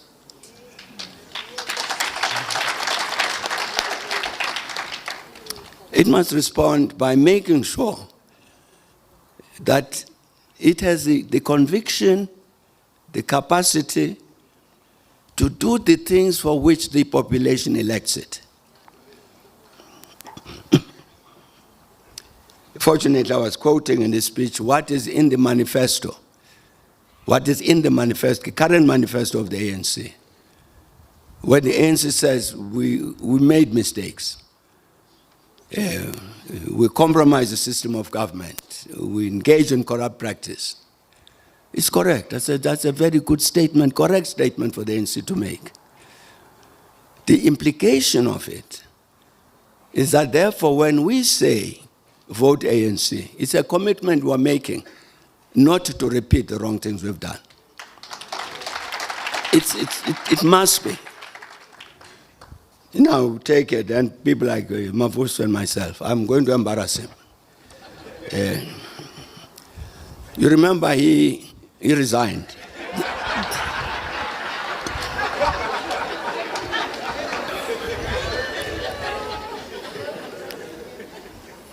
And the reason he resigned, was because he was saying, we are not meeting this commitment which we make to the people. And we're making no effort, in his view. We're making no effort to engineer ourselves in such a manner that indeed we meet that commitment to the people. And he didn't want to be part of the process of being deceitful. So I stay in this movement in order to say we serve the people of South Africa. When I know for a fact that there are many among us who have no such intention, that he didn't want to be party to an organization of that kind. Well, fortunately, people talked to him and said, please don't leave us. I'm answering this question. I think all of us have a commitment. I'm talking now about, I started by talking about this old generation like Mavuso and myself, who've been in the movement for 70 years. I think this part of our obligation as a layer of veterans. Balegambete here is a little bit junior to that, but he's close enough. I think it's all our collective responsibility to make sure that the ANC, the commitments the ANC makes in its manifesto of 2024, it lives up to those commitments. So that indeed, as we say, go out to the population and say, vote ANC. I'm saying we must at the same time be saying to that population that we'll do everything in our power to make sure that the ANC we are asking you to vote for lives up to its obligations to the people. So I'm saying to the question, first ask the question, will there be any change in the ANC? What I'm saying is that we will try. We have to try. We have to try because you cannot have a major political formation like this in the country, which does not rise up in terms of the quality of its membership and the quality of its conduct in a manner that gives confidence to the people that the South Africa South Africa of tomorrow will be a better South Africa. That's our task, and we'll try and live up to it. But thanks a lot.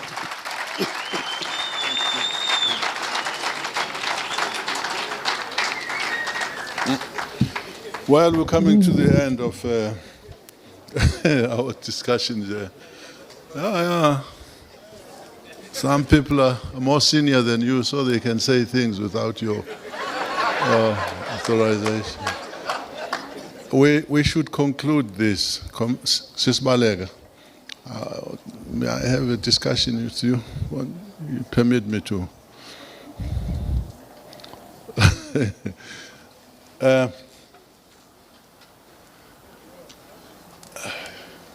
May we ask Dr. Vincent Mapai to come and give a vote of thanks to all of you.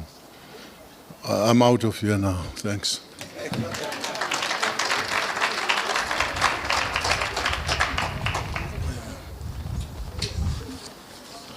Thanks, Program Director. Excellencies. Is it fine? Good. Thanks very much, Program Director. Excellencies, President Mbeki, Deputy President Mebaleka, and all protocol observed. Mine is the easiest task. I'm guided by the strict principle of protocol that nobody speaks after the President. The good news is I will not speak. The bad news is I will simply repeat his great speech to you so that those who came late can hear it from the beginning. It's been a long day. The program started in the morning, and the President's reflections were part of that very long day. So let me start by thanking members of government, officials. I see Minister Nchaveni here. I want to recognize and thank you for your presence. And I also see the chair of Thabo Mbeki Foundation, Mayor Geraldine, Fraser Mleketi. Thanks for your presence here. Excellencies, thanks for your presence. And I want to thank all of you who, sorry? Oh, is it better now? Apologies. I want to thank all of you for being generous with your time, for spending the day here, for participating, for raising the questions and simply enhancing the quality of the day. Thank you very much. To our hosts, Freedom Park, thanks for hosting us. Thanks for investing in all the logistics that contributed to the day turning out the way it did.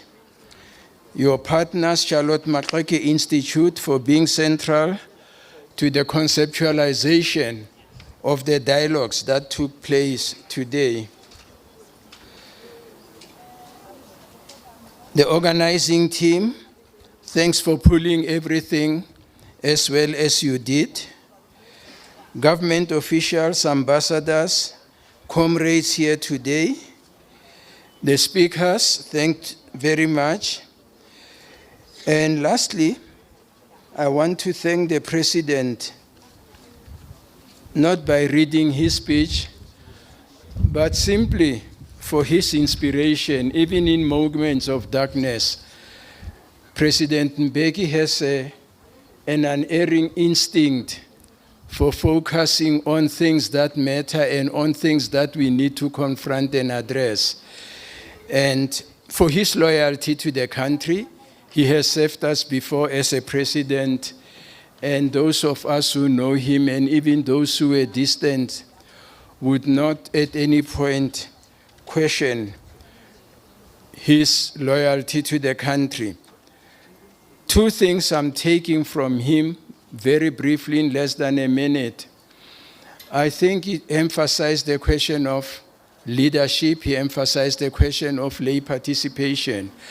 And if you recall, at the end of 1989, on the brink of a civil war we were, what took us out of that quagmire was the quality of the political leadership and also the quality of the leadership that came from the broader society. We still have those elements. We don't need to import them. They are in the country. We just need to make sure that they deployed where they should be. And if you take the importance of those two constituencies seriously, you will also respond very enthusiastically to the President's invitation for a national dialogue. I agree with him. I think it has become a desperate national imperative, and we hope that it will take place soon, because 30 years also gives us the opportunity to step back and look forward and reflect. Much has been gained. He demonstrated that the past 30 years were not a total mess that sometimes we made to understand. Great achievements, and let us learn out of those positive parts of the past 30 years to see how we can use them as stepping stone to the future. Once again, thanks for coming. Enjoy the rest of the day, and thanks everyone. Thank you.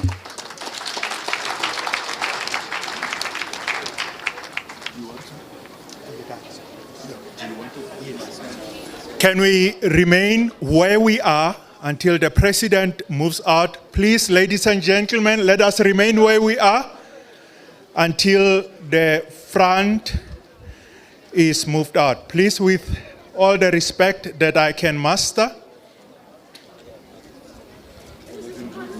Yes. Let's remain where we are. I know that we understand the enthusiasm, but at least let us maintain the decorum.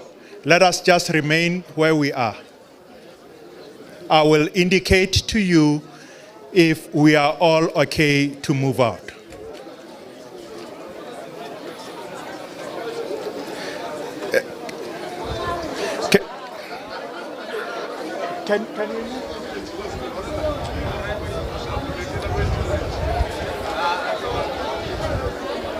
Can we still remain where we are?